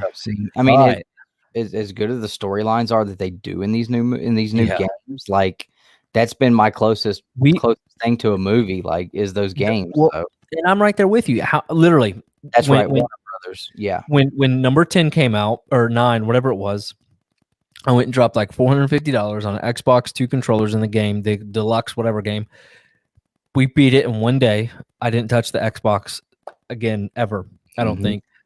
The newest one came out. Was it 11? Yeah. That came out recently. Yeah. I went and bought the PS4. We played it. Because That we was it. played Yeah. at Logan's house and we had Yeah. so much fun. But I mean, think about like the games from like PS2, the Shaolin Monks, Armageddon. The RPG game, I still want like. Yeah, that Now, was the I have Shaolin adult Monks, money. Armageddon, Hold on. and there was I another got one. adult money now. Why don't I just go buy a PS2 and buy that game and play it? Come on Yeah. now. You can, hey, Killer Remember Fine. how hard it was to beat that one level? Oh, it was like, what was Killer it? We Fine could here at Hiram has those games, just so you know. Next time you come in. I still have a $25 gift certificate there, I think. No, you let me use it. Remember? I still. Hey, did you see if your guy would let me get that uncanny off of him? Back to back. Yeah, no. Dude, I'm just saying the books he has now are like 3 times more valuable than I gave him. Well, that book was like his personal. It wasn't part of the shop stuff. He brought that up there, so he's trying to get personal funds to buy that bike, so he doesn't have to sell his 181. Chris Barrett, what's up, man? We are. This is early. Toasted. I'm going to see it in theaters, man. I can't wait to go see it in theaters. I'm going to go see it in theaters, and then I'm going to watch it on the. I may do a reaction video, watch it at home, and then I'm going to go see it at theaters. Maybe. I don't think anybody wants to see it though. They all said no. No, half of them said yes, half of them said no. Last time I checked, I don't know. All right. Well, let's do this then. Let's jump into the.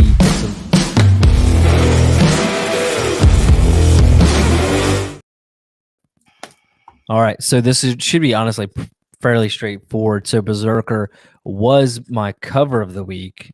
This one specifically. Right on. My read of the week was actually Nocterra #1. The premise of it was very interesting to me. So, Dustin, I don't know if you heard, but basically, I'm sick of Avengers doing all of this stuff. I'm ready for it to move on. So, yeah, I just thought I'd tell you that. It didn't come out this week, did it? Yeah. Did it? It did, and it wasn't in my pull box. That's it. Well, son of a gun. I'm firing back-to-back. Son of a gun. I am firing them. You know what, though? I'll be honest with you. I'm ready to move on to, yeah. I am. I was hoping it would only be like a 2, maybe 3 issue thing, but yeah, I'm kind of aggravated with it too. So I read this week was Berserker. That'll be my read of the week, and my cover of the week is Voices #1, Miles Morales Del Auto variant. Beautiful cover right there for sure. And even though it's not this week's release, I just got it. That's also gonna be tied for cover of the week for sure. Right on. I like how we came in, watched you open it, and took off. No more. We're done morphing today. So it was honestly a good week for comics. I wasn't really disappointed with anything. And I'm telling you what, man, I'm loving Spawn. Although there's a lot more dialogue in Spawn than I expected, which is fine. But I actually want to read issue after issue versus Fables. You know, I read the 1 or 2 pages. Yeah. I read, or not pages, 1 or 2 stories that are self-contained, and then there's nothing like to leave me wanting more. So that's kind of the thing there. Yeah, I've been reading the Marvel Spotlight Ghost Rider series this week. I read Captain America #1. Oh man, we got to do that, don't we? Inside the I forgot about that. Yeah, so I read that one for that video. Man, it was. You have to put yourself in the mindset that of the stories were written. Yeah, the language that was being used at the time. It was a different time, so keeping all that in mind, like it was a fun read. But there was also some things in there where you're just like, there's no way that would ever really fly in real life. Like this kid comes in and sees Steve Rogers changing into Captain America's gear. Oh, you know my secret now. Well, I guess you're going to be my sidekick and help me go fight bad guys. No, you're a child. Yeah. And it's very campy, but to sit and enjoy reading the foundation of where your favorite character in comics came from. There was something special about that. You get 3 separate stories. you got an origin on Red Skull that I did not know existed. I never knew that the Red Skull was just a guy in a mask in the beginning. Yeah. That was all he was. He was wearing a mask. And I didn't know that, but reading through the Marvel Spotlight Ghost Rider run has been so awesome. It is like, you don't have to have that same mindset like I talked about with the Cap 1. Like, you can jump into that, and it's just a great read. The pacing is pretty good.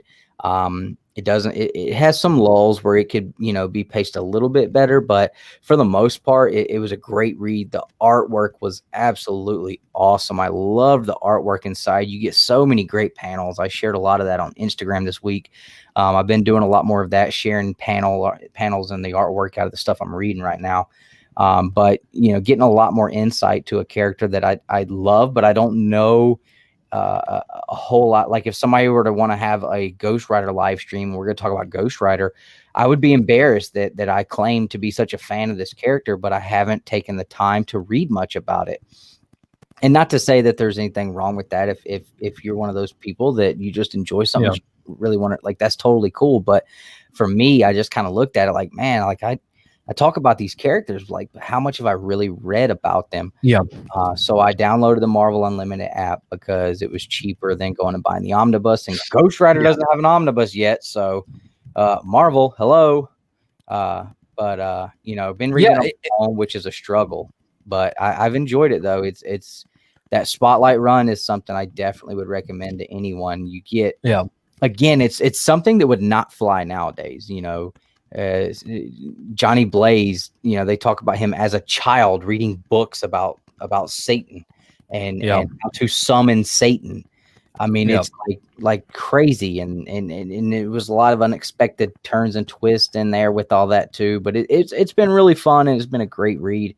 I've been enjoying it a lot. So once I get done with that series, I think it goes from 5 to 11. I don't know where I'm going to jump to next, but I've enjoyed it for sure. Yeah, and I did that with Batman, read some Golden Age Batman. I'm telling you, man, digital comics have just really opened my ability up to do that, So I'm excited about this kind of stuff, and like, I'm super pumped about Spawn right now. So I'm glad you're getting a chance to do that. Regular guy in a mask at first. So that's another thing. I'm excited to see, like, what is the evolution of Red Skull from being a guy that's just wearing a mask. And he was actually portraying this crazy being that could mesmerize you with his eyes. But what he's really doing is he's like injecting people with some kind of serum. And I'm like, there's no way that would be allowed in comics right now. Like where he's just pulling out this syringe and just jabbing it into people. And I mean, it's just some crazy stuff for sure. Yeah. So Josh, we're going to talk about this tonight. Oh, I'm sorry. Go ahead. No, just the ENIAC thing. We're going to talk about it tonight. Yeah, I think we probably could push 2 hot topics tonight if we're quick enough through everything else. We don't have a toy box. Yeah, and there's not really a ton of news. At least I haven't paid attention this week because I've been kicking out this shorts content to try to get that pushing. And my week has been filled with work and baseball all week. Yeah, so you only got one video up this week. I know. I've been slammed all week this week with work and everything. I've been getting off work a little bit late this week too, and I mean, it's no big deal. But I've been having horrible issues trying to sleep. I've been laying in bed for 3 hours a night when I go to bed, and I can't fall asleep. I think well, I tell you what then. Well, let's go ahead and do it then. Let's jump right into it.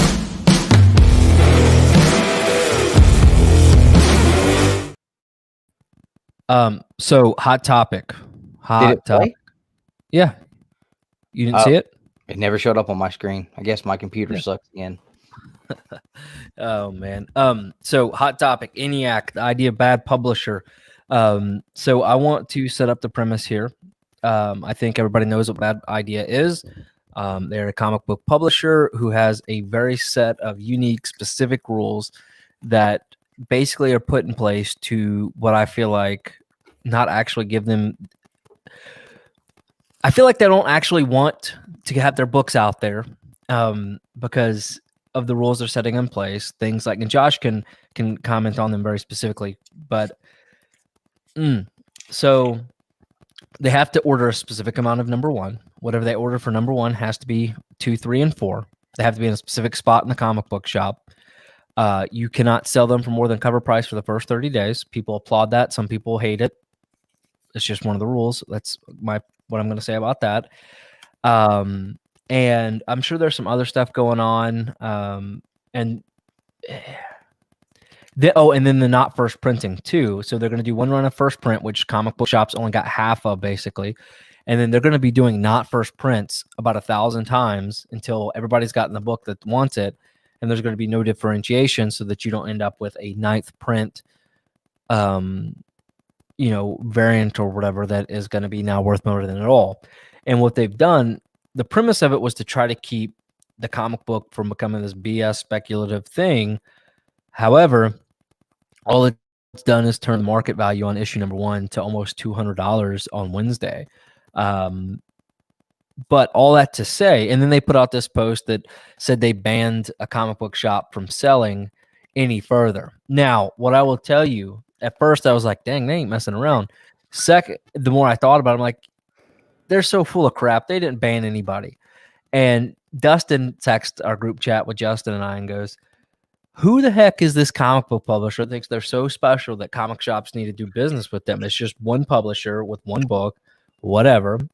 And I'm like, well, that's kind of the whole point of it. The entire concept of it is to have these complete a-hole rules, I think, that has created more popularity and more buzz than any Marvel or DC book this year. And I mean, I've heard more about Bad Idea Publishing this week and last week than I have about Infinite Frontier, for example. Berserker is the only book I've heard about more than. And that was not even close to the buzz that Bad Idea got. And the only And my thing on it was, honestly, I had no idea what I didn't even know about it. Yeah, I remembered having a conversation with my shop owner about it recently, a few weeks back or a few months ago, and they got kind of crappy with him and tried to like snub their nose at him. Yeah. And here's my thing. Here was my thing with them. Like, I understood, like when you said what you said, I was like, you're 100% right. Because there's no such thing as bad something really small. There's no such thing as bad publicity at this point, because it gets people talking. And with the market right now, a book like that, for whatever reason, people think that it's worth paying that amount of money for. I'll tell you right now, if they keep pissing off all the retailers, they're not going to have anybody to sell the book. So then what's going to happen? Their whole mission statement is this book is only going to be available at comic shops, not digital, not anywhere. Right. So like here, and that's the thing. Like, you're going to put all these limitations on like these comic shops. The first thing that they're going to say is, hey, we have a new book coming out. Would you like to sell it in your shop? When the shop says yes, cool. Here's the minimum that you have to purchase from us to sell them. Now, once the shop purchases them, that's my book. That's my book. So if I'm the shop owner, like, and you're going to tell me, oh, you got to put this in your high traffic area, blah, blah. So you want me to take your book that nobody knows nothing. We don't know if this is going to flop or not. And I'm supposed to put things like Brzrkr behind that. And all these other Noctera, all these other titles like Batman, all these titles that are proven money makers. I'm supposed to put those on the back burner to your book. Who in the heck are you? You're just some little peant company that wants to come in here and try to bully your way into being talked about, which worked 100%.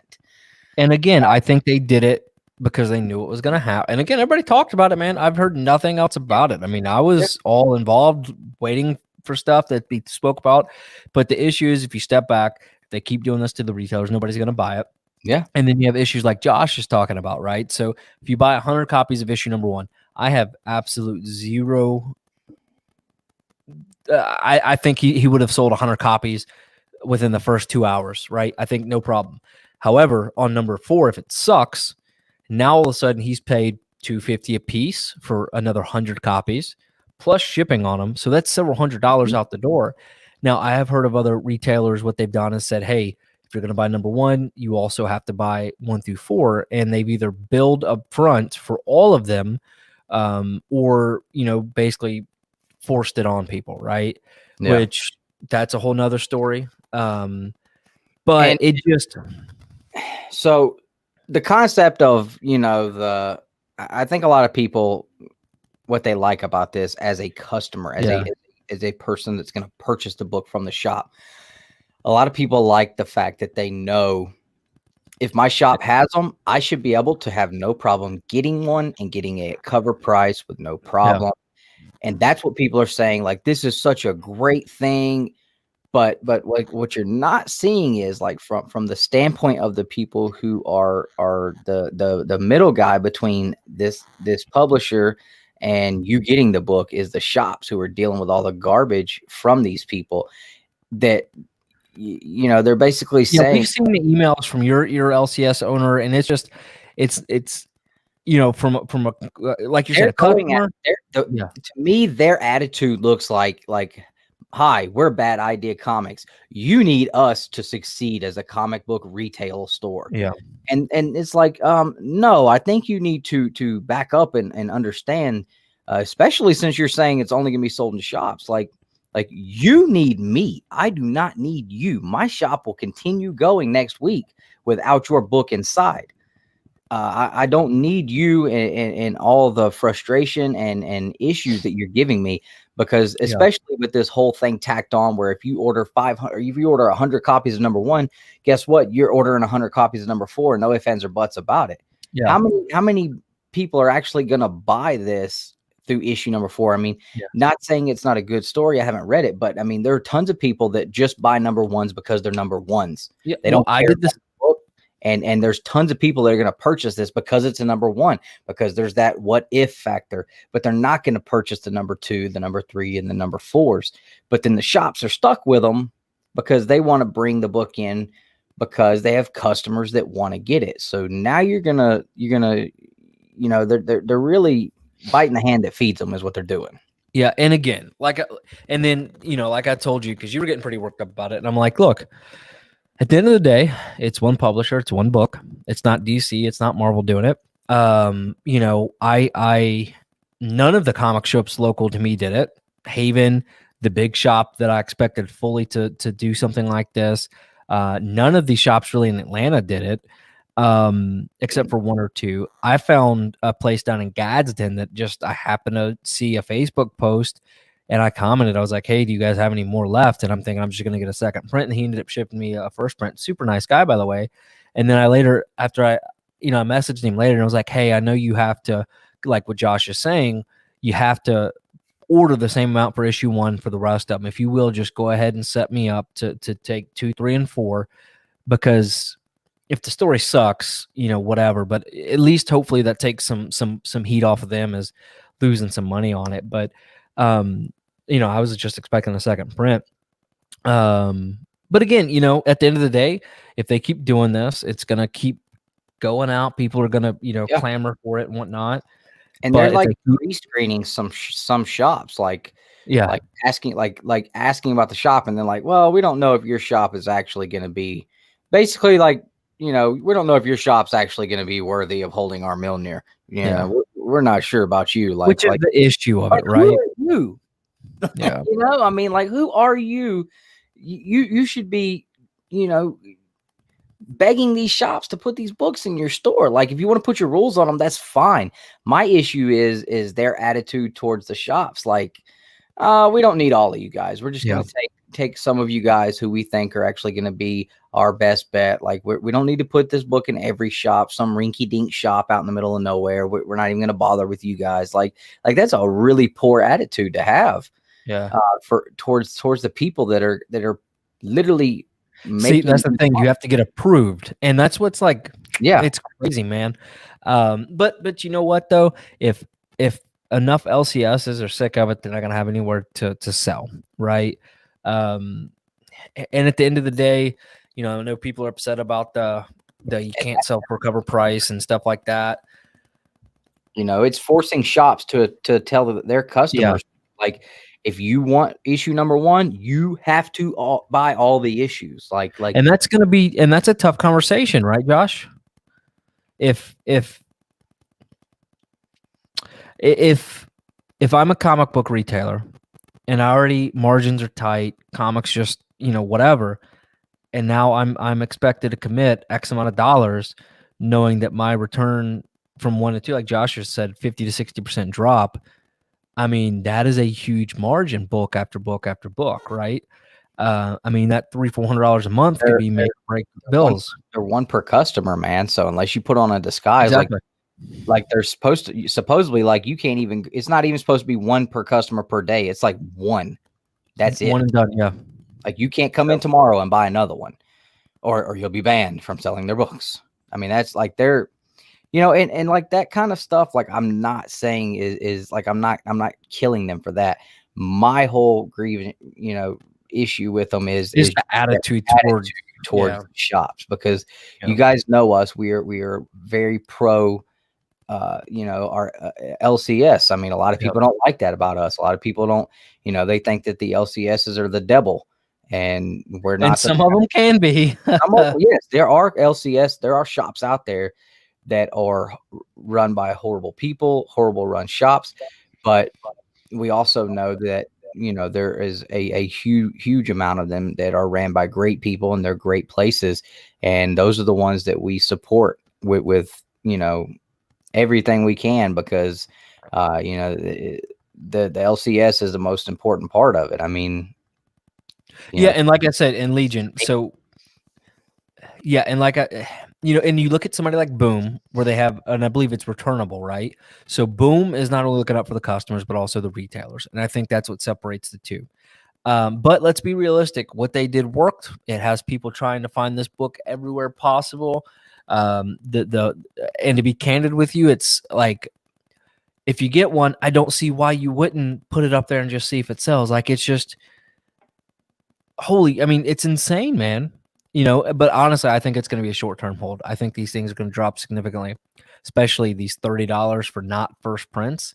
No way, dude. Those things are going to drop so hard.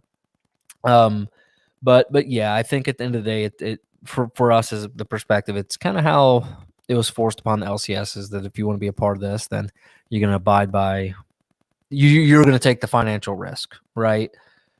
Whereas as the publisher, they have things like pre-orders and FOCs. They get their FOCs, their pre-orders in. They know what to print, what's being committed to.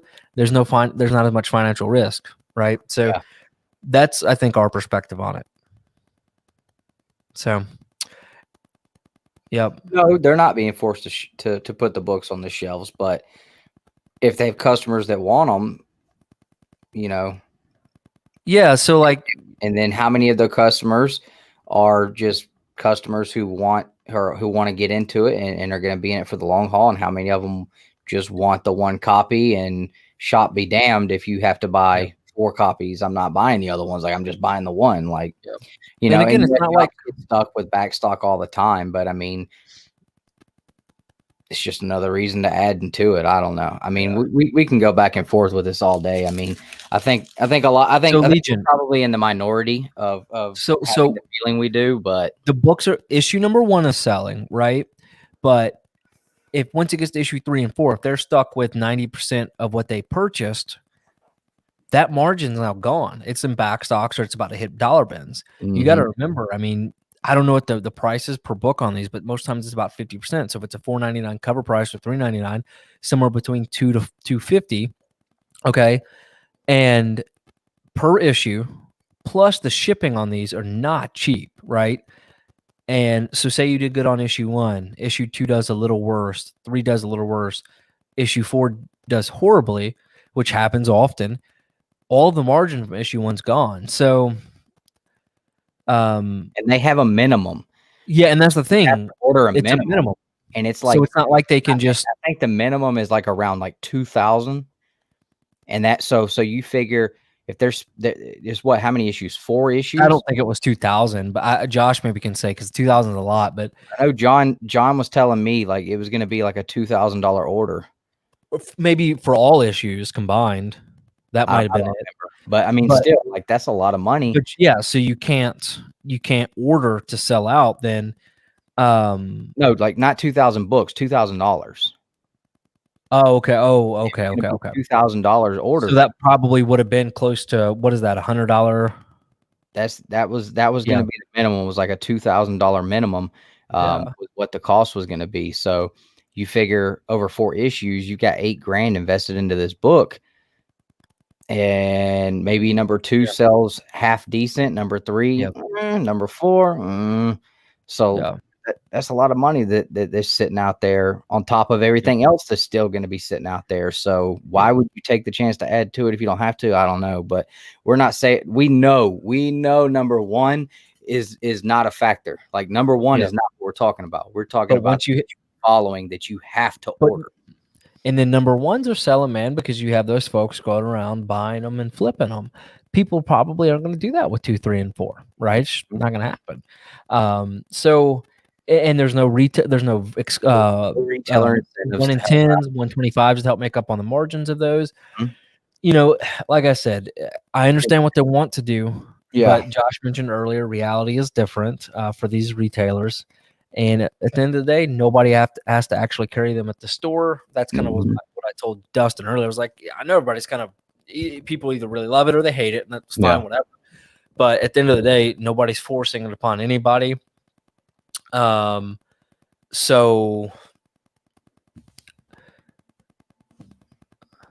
it actually didn't drop. It went more. However, that's not always the case. Like, that's a really bad comparison. Because that's a franchise that's been around since 1984. We're talking about a bunch of guys that kicked out of, what is it, Valiant Comics, and created this publishing company. Yeah. So, and I mean, you know, not having the retailer incentives, you know, like I was talking about that with some folks at the shop this week. Yeah. And they didn't like understand like the retailer incentive, like what that's for. Like that's like those are given to the shops to sell above cover price to help offset some of the cost for books that do sit on the shelves. That's why some retailer incentive is giving them incentive to order this many books, and you can sell this one for more to help offset that. It's not a customer incentive, you know. So people get mad like, oh, the 1 in 25s are this much and the 1 in 10 is that much. It's like, well, that's what it's there for, though, is to help the LCS out. I mean, so and not giving that availability, that kind of sucks too. So, you're saying pickups for 30%, but see, I believe they printed, number 2 is the highest printed or highest selling, whatever. Well,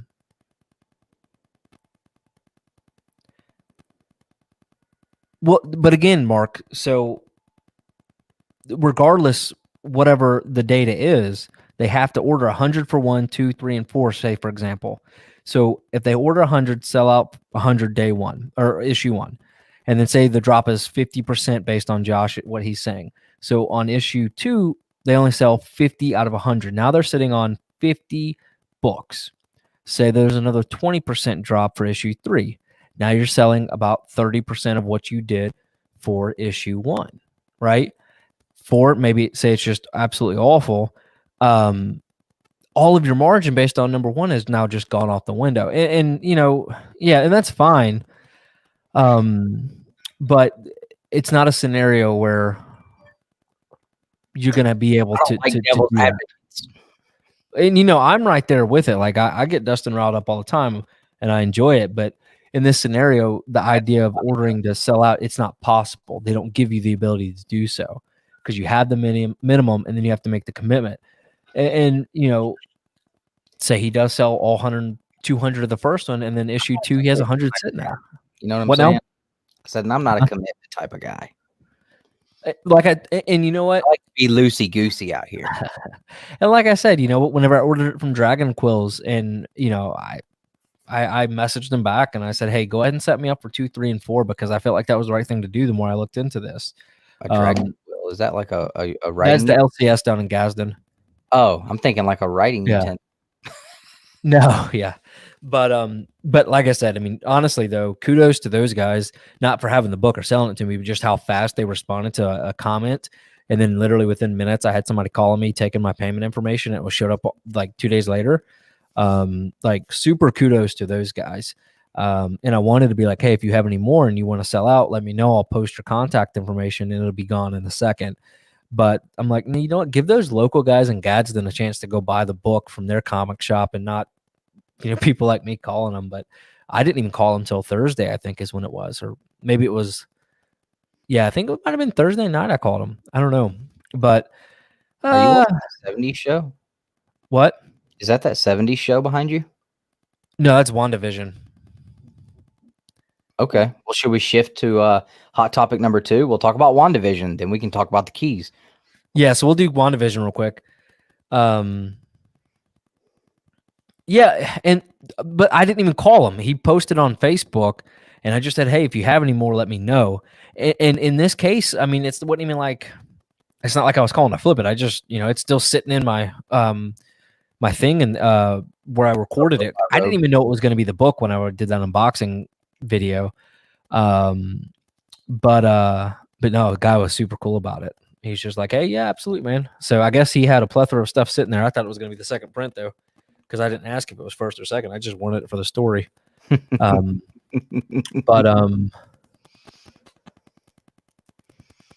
Yeah, you know what, Paul? I won't spoil anything. Maybe we shouldn't talk about it. You want to talk about it next week when everybody's had a full week? Because I tell you what, I will tell you is I was on Facebook for a split second. I saw that. I saw your response, and I put the laugh emoji because I thought you were overreacting like mad crazy. I wasn't. I just called the dude an ass. Like, how do you do that? Everybody has been so excited, and somebody got on there was like, "No, OP original poster, F you," because he was a total douche for that. This was in Jim's group, right? I don't know. Yeah, it was in Jim's group. It was, but it was just like I don't want to say what he did, but I don't care if it was fake or not. But to go out there and basically ruin any anticipation that anybody might have had, good, bad, whatever, and people are like, "Oh, love the Miles stuff," like just being a-holes. I'm all for goofing around, but like to do stuff just to be a complete and total a-hole. I hope that guy stubs his toe and it hurts so dang bad, he can't walk the next day. Yeah, we'll do it next week. I'll be in Huntsville, and we'll talk about it next. No, we don't say it that way here. Out there in Huntsville with the Hulk family. We went to barbecue. We went to a barbecue place today, and I asked the lady, I was like, "Can I get some white sauce?" Because they have Alabama barbecue white sauce up here. And she looked at me. I said, "Yeah, can I get some white sauce?" I had to use the H in the white. It was so funny. We went to your old business today, Nate. Your old place of business. What place? Oh, Hi Japanese Steakhouse. Yeah, yeah. Man, he was our waiter. Dude, I'm telling you, man. He's a good dude. He's still there. Yeah. So, that place did me very well as a person. Yeah. I love this. He asked about it. He's like, "How was Nick?" Like, so in high school, I worked at all the football players that we worked at a Japanese restaurant owned by Chinese folks with Indonesian cooks and sushi chefs. And I'm just like, this is the reality is it was crazy to me. Not a single person from Japan worked there, and then would only hire male football players as servers. That was it. Like crazy. And I would have never hired one of us because we always just, but it was just the funniest thing, man. But it was a good time, man. Not good. I mean, waiting table sucks, but like it was just, I think I was the only one of us that never had a retail or a job in food. Well, I know what's wrong with you then. Whatever. I'm out here putting these hands to work since I was 13 years old, bro. You better watch out. All right. So let's talk about the keys stuff. Yes. So I put out a video. So first off, Bueller put out a video this week. Everything's a key and all that stuff. And what we talked about talking about tonight was like what we considered is a key, not a key. Yeah. Yep. And but I just want to give a premise. So we're going to talk about like what we think is a key versus not a key and all this crap. So, but this came from Bueller's video Monday, which was great. Stick around to the very end. And then I put out a video talking about a statement he made about responsibilities as anybody, basically from an influence type aspect, whether you're a seller, a buyer, or not a buyer, a seller, YouTuber, app maker, website creator, whatever. And that was just and he kind of set it off a whim and then just kind of moved on. But I was like, what, that's really true, because how many times do people, and the way I refer to it, is gratuitously push keys? Okay. And now, if you don't know what gratuitous means, I'm not being like making a joke. If you don't know what that means, it means basically like frivolously or without reason or cause. I didn't even know how to say the word, so I'm glad you cleared that up for me. I thought that if I put a word like that people would click on it just to maybe like, oh, I don't know what that means, or maybe I meant to tell you like screw you for using a word that I needed to Google to even be able to watch the freaking video, but I didn't even do it. But anyways, so, and then I got on there talking about white vision, and people, like, that's all they wanted to talk about was how white vision is, oh, it's the, blah, blah, blah, that's the market. And I'm like, guys, I'm not talking about like just white vision. I'm talking about the concept of, on New Comic Book Day, somebody putting out a list or an app or whatever saying that there are 86 keys this week for X, Y, and Z. If you legitimately think there are 86 keys coming out every single week, you are full of crap. Okay. And the responsibility aspect of it is what I'm talking about. Like, just if you're going to be in these situations, don't put HTF fire emoji on ENIAC #1, not second print, when we know for a fact there are going to be so many reprints of that same book. It's not worth $30. Again, market, people are paying for it. Great. But why is that? Like, what caused that? Or if you're going to put out a book or a video that, oh, there's this brand new error in this bullcrap book that is not having a big deal, but people are not going to go start buying or reselling this book and pushing hard to find and all this other stuff when it's not. That's the concept I was talking about, not specifically white vision and stuff. But anyway, so if you watched the video, hopefully that was good. And some of the responses were, if people are going out and buying these books and paying the money for them, it's their fault for not doing the research. Here's my thing. Were we not posed with a question earlier about what we thought about Hulk 181? Yeah. We are the research now, guys. Like to a lot of people, when you get on YouTube and you start looking at these channels, we are a lot of people's research now. Well, it's not even just channels, but you look at sellers, man, that have, great rapport and stuff. You're supposed to be able to trust these people. We are for a lot of people, we are their informants. When we first started out, we gained a lot of knowledge through YouTube. Like when YouTube is the new Google it. Hey, have a good night, Mark. Later, man. And that was my thought process, is like people are doing their research and they're if they don't know and they're coming to YouTube and they're looking to see, they're typing in like blah blah, like this book, and they're going to watch somebody talk about it, and they're going to find someone that's talking about the spec behind it and what they think about it. And when you have people that are giving their thoughts, opinions, or facts, that is them doing their research. Not everybody who decided that they wanted to jump into comic books a month ago, 2 months ago, and a lot of people jump into it. And I've heard people tell me time and time again, like what I keep hearing people talk about, spec this, spec that, spec, like, how do I get into that? Like, is that what this is about? Like, people have asked me, is that what comics books is now? Like, is it just like the spec stuff? Like it is almost overrun now. Yeah. And people, those type of people who are just jumping in, they're not going to know.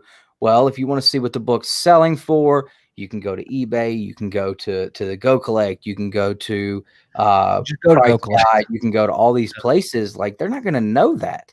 They're going to go and Google, and then they're, a lot of times if they don't see anything on Google, they're going to go over and hit videos on the Google machine there, and they're going to go to YouTube, or they're just going to go to YouTube and type it in. But we as the YouTube creators at this point are just as much a resource for information as anything else you're going to find on Google. So whether you like it or not, if you're talking about the spec behind the books, at that point, and this is my opinion, I could be the only person on the planet that feels this way. And this is part of the reason why Nick and I don't do a lot of the spec talk, because we're not comfortable with assuming the responsibility of telling you that we think this book is going to be profitable for you later on down the road, and you go make the purchase with money that you've worked hard for, and then later on down the road you're sitting on a book you spent $150 for and it's back down to like $20.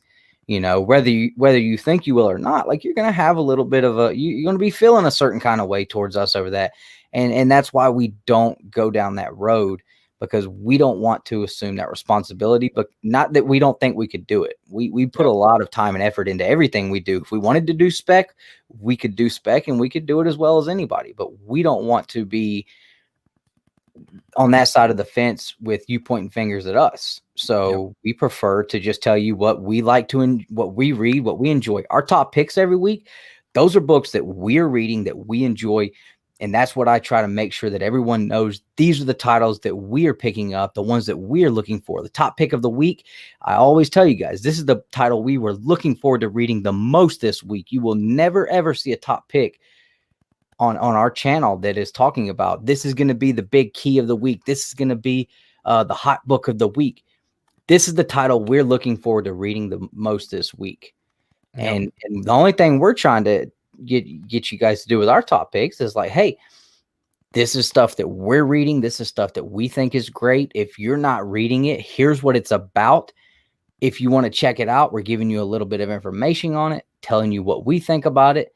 And if we miss stuff, we ask you guys to tell us what you're picking up, because a lot of times you guys are reading stuff we're not reading, and that helps us that way. But, for people to say, well, you got to do your research, that is 100% true, 100% true. Yep. But like I said, a lot of the times anymore, we are the research that people do. I mean, and you it's agree? not just that, but it's Facebook groups, it's going on eBay, and people going, just scrolling through and like, oh my God, this, everybody's saying this is hard to find. It's got to be hot. Let's jump on it. When ENIAC number one, not first print, it's going to be reprinted 1,000 times. eBay sellers not going to be putting that in the postings, I bet. And that's what I'm talking about when I say, and again, I don't give a crap. If you want to go out and spec and flip and spend your own money, you have a personal responsibility. That's fine. And I totally am about personal responsibility. 100%. And I'm not against, somebody, taking that West Coast Avengers and selling it and making the money, go buy you something else. Like, that's like, whatever, dude, right on. If you got the Venom 3 you pay cover price for, right on, go get it, man. The only thing we've ever said that we did not agree with was the people that, a guy that'll want to, run around to 8 shops at 10 o'clock on a Wednesday and buy every copy off every shelf, because the shop owners don't do a one per customer, and, hawking them on eBay same day. Like if you're going to go clearing shelves, I don't think that's morally okay. But, again, morals don't actually come down to factual, yes or no, you cannot do this. But, like I said, for me, it was more so personal responsibility. If I have a platform, if I have the ability, if I have a Facebook group, whatever, I'm probably going to tell people, hey, do not go spend $170 on White Vision. Yeah, don't buy the books. I'm telling you, just for spec. I'm telling you. If you want a good read, you want some good artwork, I'll take responsibility. If you go buy something that I put on the top picks and you thought the book was crap, then you can tell me that I suck, and I will own that one all day long. But anyways, but again, and for me, I understand this aspect too. Like, I'm a reader, and totally okay with reading it digital or in trade. People say that all the time. Like, you can read it digitally, you can read it in trade. That's some people just don't do that. I Secret Empire, I could have saved $30 if I would have bought a hardcover. Just if I'd have bought the hardcover of it. If I would have bought the trade paperback, I could have saved probably $45. No, I'm a floppy reader. I like the individual issues, and I went and spent. Floppy just is what it is. He's not into hard stuff. It's not what she said. For Dustin. But I went and spent almost twice what a hardcover would have cost to get all the individual issues and read it that way. That was just, that was the way I wanted it.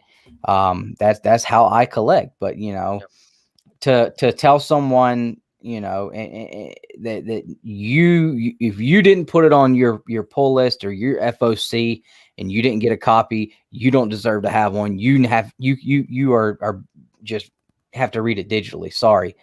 And my thing to that is to, with the people that want to go clearing shelves, is like, how come as a new reader, I was supposed to put it on my pull list, and that was my responsibility. Oh my! If you send me a screenshot of that, I swear to God, that would be the greatest thing ever. Because I bet you if you did, I swear to God, HTF fire emoji. Don't even post the title of the book, man. Yeah, just that. It'll sell in seconds. That is hilarious. But how come it's my responsibility as a new reader to put it on my pull list 3 months ahead of time, but it's not your responsibility as the guy running around grabbing every one of them off the shelves, 30 copies at a store and hitting the next one for 20? Why isn't it your responsibility to have put it on your pull list instead of just waiting until the day of and finding out it's hot and grabbing every issue off the shelf? I don't know. Again, that comes down to morals. You know what I might do though? I might just put my copy up and sell it for $25 and tank the market. How about that? Well, we just lost half of our subscribers. Thanks, Nick. Wouldn't that be hilarious? Like, just I wonder if longer have to worry about fighting me now. Hold on. I told you guys get on that channel. I told you guys he was going to tank the channel if we started. What if that happened though? Don't do that. I wonder if that would. I'm telling because you know people do that with you start messing with people's money, and we will. I think honestly, people might find it a little humorous, especially the people that are mad with bad ideas as a whole. I think that would be funny. Like, just post it, sell it for $25, best offer, and then just see if it tumbles downhill. But yeah, I mean, I'm not gonna do that. I'm not gonna sell it. But I think they're me and you. I don't see anybody else bringing the side of most conversations that you and I do. Sticking up for the LCSs as much as we do. I don't see other people doing that. I don't see people bringing the mindset of a new collector just breaking in and trying to figure out why I can't find these books all the time, because we keep that kind of stuff fresh in our mind, because we had such a rough road starting out with this. And for a while, I thought a pull list or a subscription box cost money. Right. We got into this as adults. We didn't collect comic books as a kid, and a lot of people didn't come in that route. They may have collected as a kid or had family members that collected and they left and came back to it. So they don't understand how it is coming in with no knowledge at all and not being able to understand what's going on. So we do, and we keep that in our minds. So that is where we come from on a lot of topics. But we understand that the majority of people aren't gonna talk about things from this side of the fence the way we do, and it's not a popular opinion. People hate us. When we talk about it, we see in the comments people just drag us through the dirt on it, and that's fine. But I think we try to do a good job of not trashing other people too. But that's not something we're gonna do either. But yeah. I don't know. I mean, we definitely have a different perspective, and I'm not saying it's right or wrong or whatever, but it is ours. And for the longest time, we try to avoid, I don't want to say controversial opinion, but here's the other thing too, real quick, that I want to clear up, because I see people drop this in our videos a lot of times when we've talked about the whole clearing shelves on New Comic Book Day. You did too. To sell on eBay, and people say, well, I thought it was collect your way. And that's exactly right. If you're clearing shelves on New Comic Book Day just to pocket all that extra cash, like, bro, you're not collecting. That's not collecting. Like, you just pocketing money. And a lot of these guys, I've literally talked to several of these guys, and they're like, nah, I don't have a single comic. Like, I just take this money and put it in my bank account and whatever. So like, a lot of these guys that do that, they're not collecting. Like, it's not collecting at all. They don't have a single comic book. So, hey, that's an awesome book though, Thomas. That's too funny. What was it? Because I'm making fun of the people with fire emojis and stuff, and so people are updating their eBay listings and sending it to us. Oh my dude. No, we need to put eggplant emojis. Let's do eggplant peach emojis in eBay listings. That's gonna be the trend. Okay, so Reggie has the Gibbon gang. We're gonna have the eggplant peach emoji gang Please for don't do that. That is not how we need to be. No. I know. I know. I don't know. I know we are going to talk about the keys and stuff, and I know we kind of You know what, talked Chris? the responsibility. I dig it, man. Look, and I'm not going to like, yeah. They're collecting money. That's funny. I'm still You know really that trying gift? to. Come on, bro. That's too funny. That's funny. Hold on. I'm trying to. That is awesome.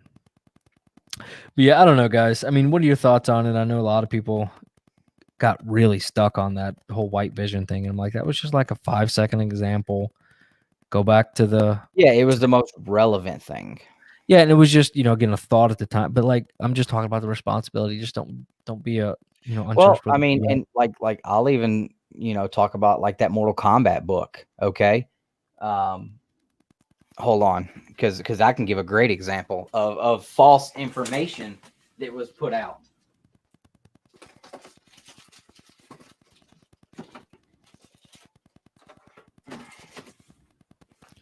The blob. All right, so if you go look on the app, or not the app, but this was talked about recently, and it was said, that this book is going up in price due to the upcoming movie title. This book's been reaching prices of $300 raw recently because of movie spec. That is 1,000% false. This book has been selling raw for over $300 for a while now, for well over a year. This book, I paid $175 for mine raw, but literally after I bought mine, I never saw a copy of this book after I bought mine sell for less than $300 unless it was absolutely trashed. And this is something that is on my save search. If one of these hits the market, no matter where it's at, I've got feelers out everywhere. I know where I know where they're selling. I find them, and it's been selling for that price for a long time. Mortal Kombat number 4 been selling for over $400 for a long time. People who search for these books, these Mortal Kombat books, this is the grail. This is the one. They're extremely hard to find in good condition. Still a 9.2 for now. So that was completely false to try to back at off. 5. It's like this just happened all of a sudden. This is a brand new thing that this book is selling for this much, and it's all due to the movie hype. That's 100% false. The hologram issue number 1 that I have a 9.8 in, that book's been selling for crazy money for well over a year now. And this was all before the movie was really being talked about a lot mainstream. It hadn't even started filming or being cast yet, and these books were still selling for big money because they're just a niche collector like me who look for them.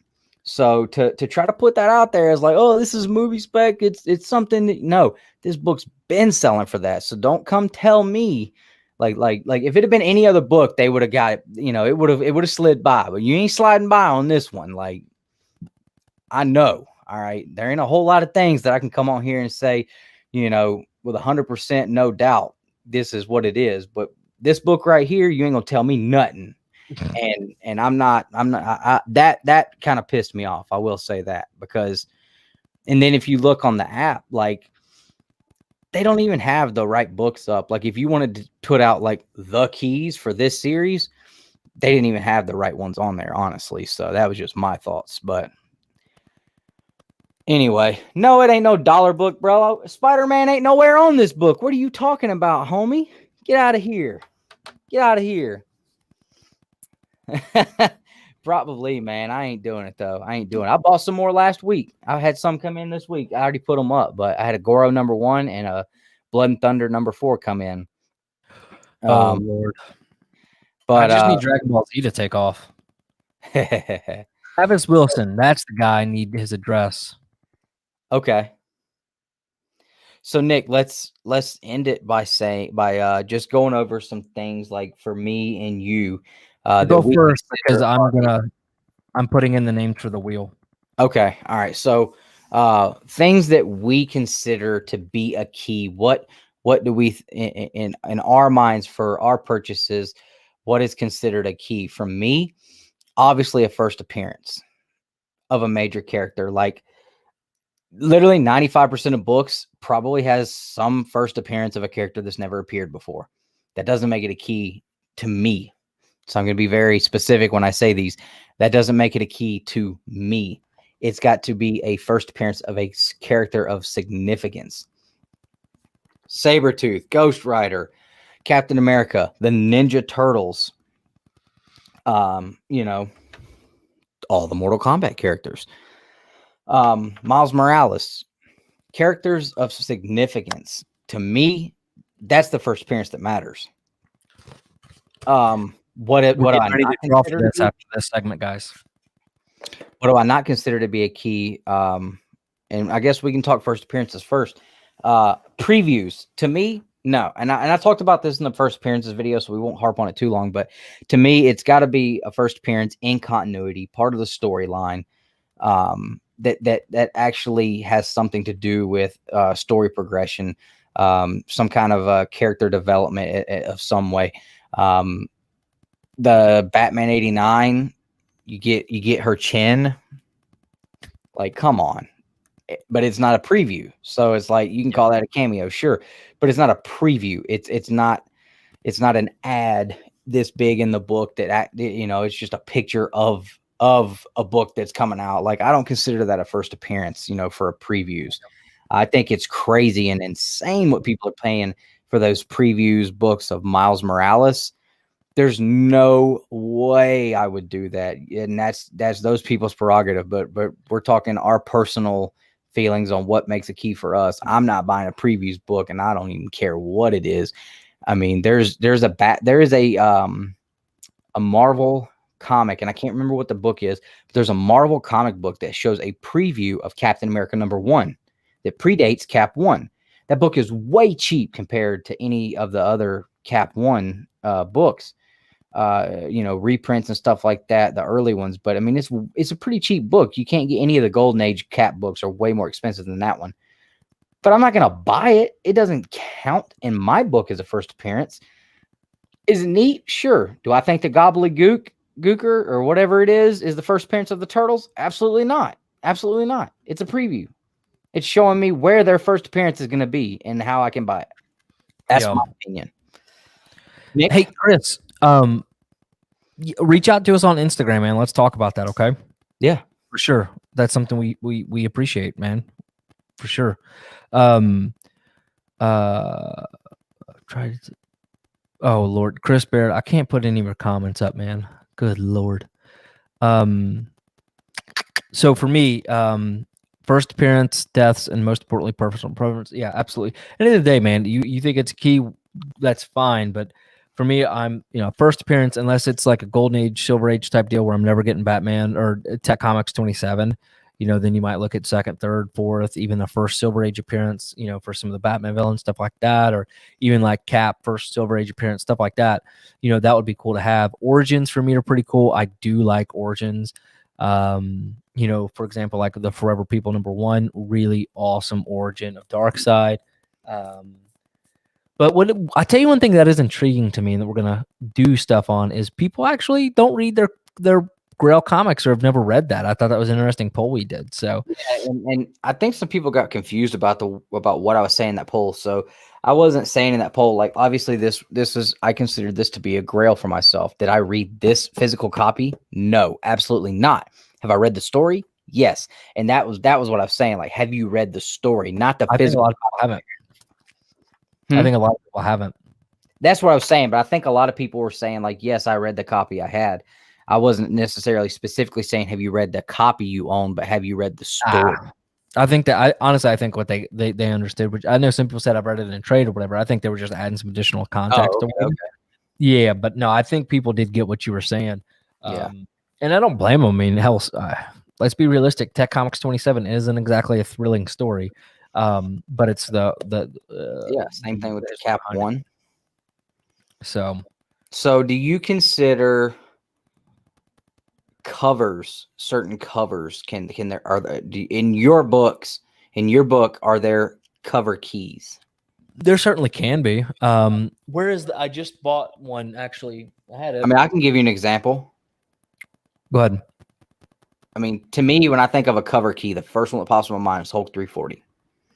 Yeah. There's nothing important about that book. Nope. Not one thing important about that book. Hulk 340 is a key based on the cover. That's it. Yep. I mean, and I wouldn't consider, and maybe key's not the right word, but I mean, it's a book of importance, of value. Yeah. Of value. Yeah. Yeah. The whole thing with the deaths, I don't know. For me, I think it depends on how bad it impacts the storyline. Like Death of Gwen Stacy, that's a big one. Yeah, but she comes back, so I'm like, yeah. Ben Parker's the only person that's never come back. Something's wrong with you. Well, he didn't come back. But yeah, again, it depends on the storyline. What if they brought him back? Could you imagine how big that issue would be? You know what I think is stupid, by the way, and I'm not spoiling anything. It's been up for a while. The fact that Avengers just retcon that the Phoenix is Thor's mother, I think that's wildly stupid. Well, I haven't read it yet. Thanks a lot. You didn't read the last issue? I hadn't got it. I told you earlier it wasn't on my pull list, and I was firing my shot. I'm talking about the one from last month. I didn't. Oh, you talking about Thor? Yeah. Oh, I don't read Thor. No, Dustin. It was an Avengers, and at the end of the not this issue. I guess I just didn't catch it. 42. Yeah, 42. I didn't catch it then. Yeah. Batman 423. I got that one. It's a beautiful cover. Yeah, I traded it for my Killing Fun fact, look at the cape. There's a coloring error right there that actually is not technically, well, it's an error based on the artist, but wasn't a print error. So that's cool. Everything's yellow. Fire emoji. Emojis. But yeah. So do you consider... Yeah, Nathan, we talked about that a little bit earlier, man. It was pretty solid, not gonna lie. I liked it. So what are some things that you see people call keys that in your book isn't a key? And again, guys, this is specific to how we purchase books and in our mindset. So this is not condoning or dismissing anything. This is just how we collect our way as far as keys go. Yeah. So I bought this one before I flip it because I know I'm not going to buy the first appearance, the true first appearance in comics for what it's going for. But I do love this character. Like I genuinely have been so excited about this character. But this is the first appearance of her in Marvel Comics. Honestly, there's no reason for this to be any more valuable than any. I'm sure she's appeared in 100 other books before this point. She appeared in Ahsoka Tano appeared in Clone Wars #1. It's selling for ridiculous money. Sure, would I like to have it, but you know what? I love the cover. It's Mace Windu, and this is her first appearance in Marvel Comics. I say it like that. It sounds like it should be of some super importance or value. I mean, it's not a big deal, right? That's like saying because that character's been around since what, 2008, 2009? I don't remember when it was, but yeah, and she, Dark Horse, right? Yeah, but again, still love the book, and I'm still excited about it. But like, there's not a huge in my mind like that book coming back from CGC probably in a 9.8. But yeah. So and again, love the book. Yeah, you probably paid cover price. Good book there. And again, I like the book. Don't get me wrong, but it's like, why is it really being pushed? I'm trying to think of another one. Okay. So I have magazines. Hold on, I got another one. Okay.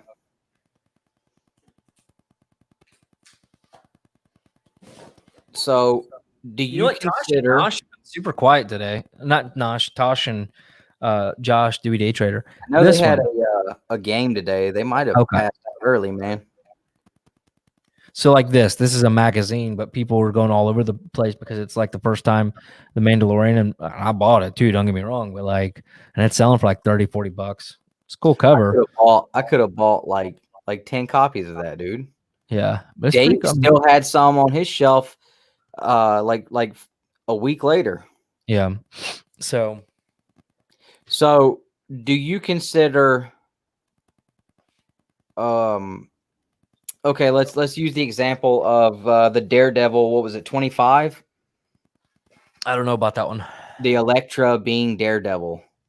Oh, yeah, that was like a stupid. costume, like someone taking up a new mantle or a new costume. Unless it It is becomes not gonna last. Because I'll tell you, like, do I consider that book a key? In my personal opinion, no. However, the Captain America, I believe it was 144, Falcon ditches the green suit and puts on the red suit, which he just like an wears Iron Man when it's the first golden or whatever. right, which he wears forever, man. He wore that Yeah. red suit forever. So in And my that's book, you know, is it a key? Like I consider that to be like a minor key because I Yeah. do believe in like the minor key, and you know, being like a major key. You know, it was something. It was something that added importance to the character and the storyline. I mean, the whole book in general was a pretty important book, but you know, that was something that was a big change. I'm sure at the time when that book came out, it was no big deal because they probably were like, well, he'll go back to the old costume or at some point. Of course, back then, what it is, speculative stuff isn't probably like it is now. But who knows? Well, how often did the characters change their costumes that drastically back then either, though? I mean, yeah, but like I said, so honestly, we won't know how big of a key that'll be unless in 10 years, Elektra is now Daredevil, and that's the first time we saw her there. So that's kind of one that'll be a time to tell. Would I go spend a bunch of money on it? $20, $25? No. I wouldn't have spent $3.99 on it, but that's me, because I would have taken that money and I would have put it towards something much better. And that's what I think maybe people should be doing videos on. And that's my thing. I buy, if I'm reading a book, I'll buy it, but I don't care nothing about the Daredevil Elektra selling for $30. That's it. That's it right there. Like, honestly, we should legitimately, like, that paraphrases the entire argument. Key is not necessarily hot, trending, popular. That's a good point too, Chris, about the variant covers. So, but yeah, I mean, I don't know. Everybody's got their own opinions on keys, and it's just how you push it, man. Yeah, and honestly, I think I've seen people talk about certain things and you know, say they're against it, but then they get the book. Yeah. And boy, it changes. Like, oh no, this is this now. Like, I believe in this one now. I promise y'all, I'm gonna buy a 181, and I'm gonna sit there. I'm gonna sit there all day. I'm gonna buy a 181. It's gonna go right here in the middle, and I'm gonna have a big old post-it note that says second appearance on it. That way, when people go, well, which one would you rather have? Like, I mean, I got the 181, but it's still a second appearance, bro. Yeah. I'll tell you what, I'm not getting a second appearance of. I'm getting a first Silver Age appearance this coming weekend. Woo! I can't wait. So there's a concept. The first time, like, somebody says something like Avengers Assemble. What, I don't remember what book that was. It was I forget, but I was under the impression for a long time it was Avengers 16 and Captain America, but it was not. It was Thor saying it, but I don't remember what issue it was. But you know, something like that. That's a big deal. I mean, it held. I mean, that's a big time. That's huge time. Side note: there's a baseball team at my kids' park who are the Avengers, and they have the new Avengers symbol on their hat. And I told my wife, I was like, okay, when the coach calls him into the dugout, if he does not scream Avengers Assemble, he is totally missing the ball right now, and I'm going to have a fit. And I don't know if he did or not, but I was like, that was totally a missed opportunity if he doesn't do that. But I thought that was super cool. I can't believe you didn't walk over there and ask him if your kid could be on the team. They were a lot older. Oh. But you know, the Avengers Assemble thing, I think that's just a cool book. I don't know that I would call it a key, though. I think it's just something super cool. But first Silver Age appearances, I think that I would consider those keys 100%. Would you consider a first Bronze Age appearance a key? Probably not, because the the characters, the overlap were in the golden. Well, not even so much that, but what they were in a golden age, they're completely different. Yeah, 100%. So I look at it as an overlap too, though, because you got to look at like the Silver Age comics. It was almost like comics almost started over because everything was so much different than what you saw prior to. Yep. And I don't mean like comics started over, but like I guess more so with like the Marvel, because that was when Marvel started basically. But like you said, I mean like Scarecrow's a good one. The Scarecrow from the Golden Age is a very, very different character than what you see in Batman 189 and what we know now. But you know, but the Bronze and Silver Age, I wouldn't consider that because you've still got the same titles running and nothing's changing really. So, but I think if there's first Silver Age appearance, I think 100%. Yeah. So I'll answer this, and I'm going to preface it with, don't take this as the Bible. Don't take this as purchasing advice either.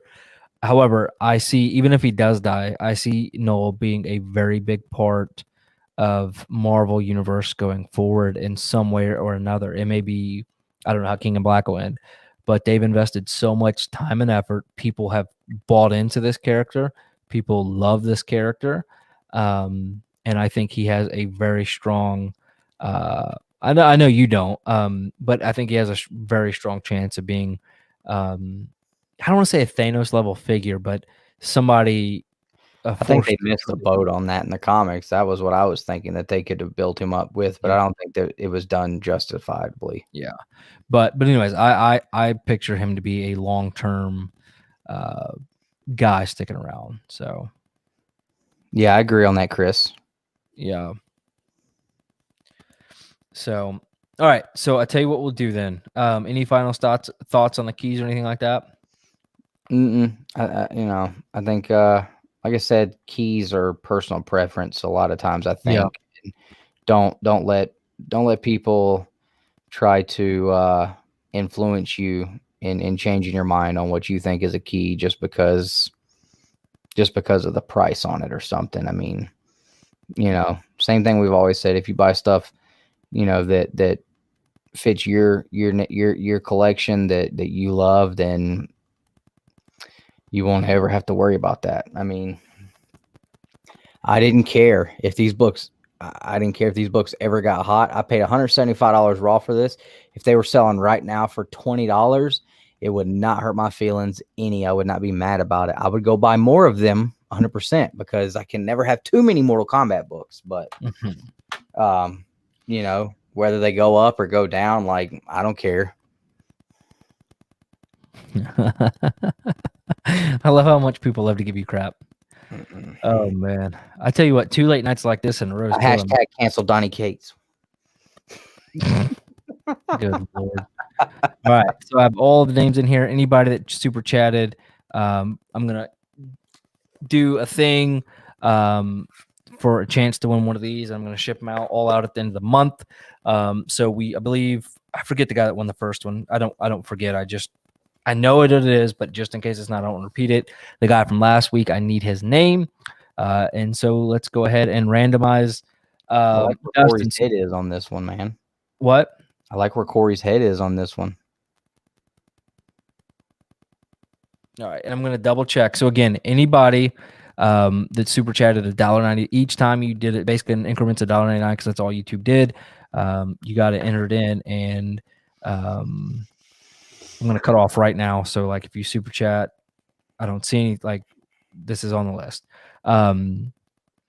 Okay. Dustin, we said 181 earlier. So 1 + 8 + 1, that's 10. So shuffle it 10 times. 1, 2, 3, 4, 5, 6, 7, 8, 9, 10. And again, this is just a way to kind of get back to you guys. Cool. So we shuffle 10 times. And we're just going to click the spin. Who's it going to be? Oh. All right, Thomas. I didn't put his last name because I couldn't pronounce it, but you are the winner, my friend. So make sure we have your address. If we do not already, shoot it to us in a email or chat. And again, I need Brian Clark's as well for his sticker pack. And then we will get that out to you. And like I said, I'm going to ship them towards the end of the month so I can ship them all at one time. So any other final thoughts, questions, opinions? It was actually pretty thoughtful. Zarobinski. Chris. Thomas Urban. Yep. So congratulations to you, my friend. Make sure we have. Are you frozen, Dustin? Am I frozen? No. Okay. You just were looking down. Sorry, Andy was texting me. Uh-oh. What has he done? I don't know. I was making sure. Might want to turn the volume down before you open a chat. No, it was a text. Oh, good. All right. So any other final thoughts, anything like that? If you haven't hit the subscribe button or the subscribe button, yeah, and you're watching on the replay, please do that. If you haven't hit the thumbs up, whether you're on the replay or live, please do that. Or hit the thumbs down. I don't care. Just make a reaction because that's all that YouTube cares about. Yeah, that's it. I will tell you guys, I know I did not do a new comic book day live stream the last couple of weeks. My shop hasn't been getting books on Wednesdays, and I will not have one this week because I don't have a pull list this week. I don't have a pull list this week, guys. There's no books on my pull list, so I know it's going to be our top pick for the week, though. Let's go ahead. I know it's going to be our top pick for the week. No, dude, you got that one? My shop's not ordering any, so mine won't come in until later. Gotcha. I've got it ordered, but it's not going to be here this week. So, but that will guys, let us know what you think about those shorts. Well, I am going to put out a post to all of our members that if you have any suggestions or any requests for shorts, for example, Nosh said he wanted a Crazy Hulk one, so I did one for him. So if you have anything like that, let me know. And again, you guys got what, 4, 5, 6 days to get your questions in. Go find the video where we were asking for your questions for the hot wing video because we're going to answer your questions while we eat these crazy hot wings. So yeah, I already dropped a question. Do it. Yeah, and so I think the way we should do that, Dustin, we can talk about it later too, but I think let's put the questions in a wheel and maybe like eat the wing, click to spin the wheel so it's fair, or maybe not. And then maybe the ones that we don't get to, we can start recording kind of and doing like members only post and answer. I think that may be a good way of doing that. But anyways, guys, man, we really appreciate y'all. It's been a good night. Glad Dustin's internet got fixed. And I'm going to go lay down and go to sleep. I might go read some Spawn, then go to sleep. So, and we're working on review videos. I know we do reviews on Babble-ons, but we're working on some stuff. So just trying to figure out a way to not mimic everybody else. Because I feel like everybody just sits here and goes, I read this book, here's my opinion. And I'm trying to find a better way of doing that. Yeah. All I know is you guys apparently love the heck out of Alex Ross, so I'm doing another Alex Ross video, I'll tell you that much. Might do 4 or 5 next week. Who knows? All right, guys. You are the best. We do appreciate you. Here is... I love that picture. That's awesome, man. I'll put a freaking mountain. Cool. All right. Dustin, you do the exit. All right, guys. Thanks so much for watching all night long. Please, again, make sure you hit the like, subscribe, hit the notification bell so you don't miss out on any content. We will see you guys next week. You're the best part of Two Brothers Comics. And as always, collect your way.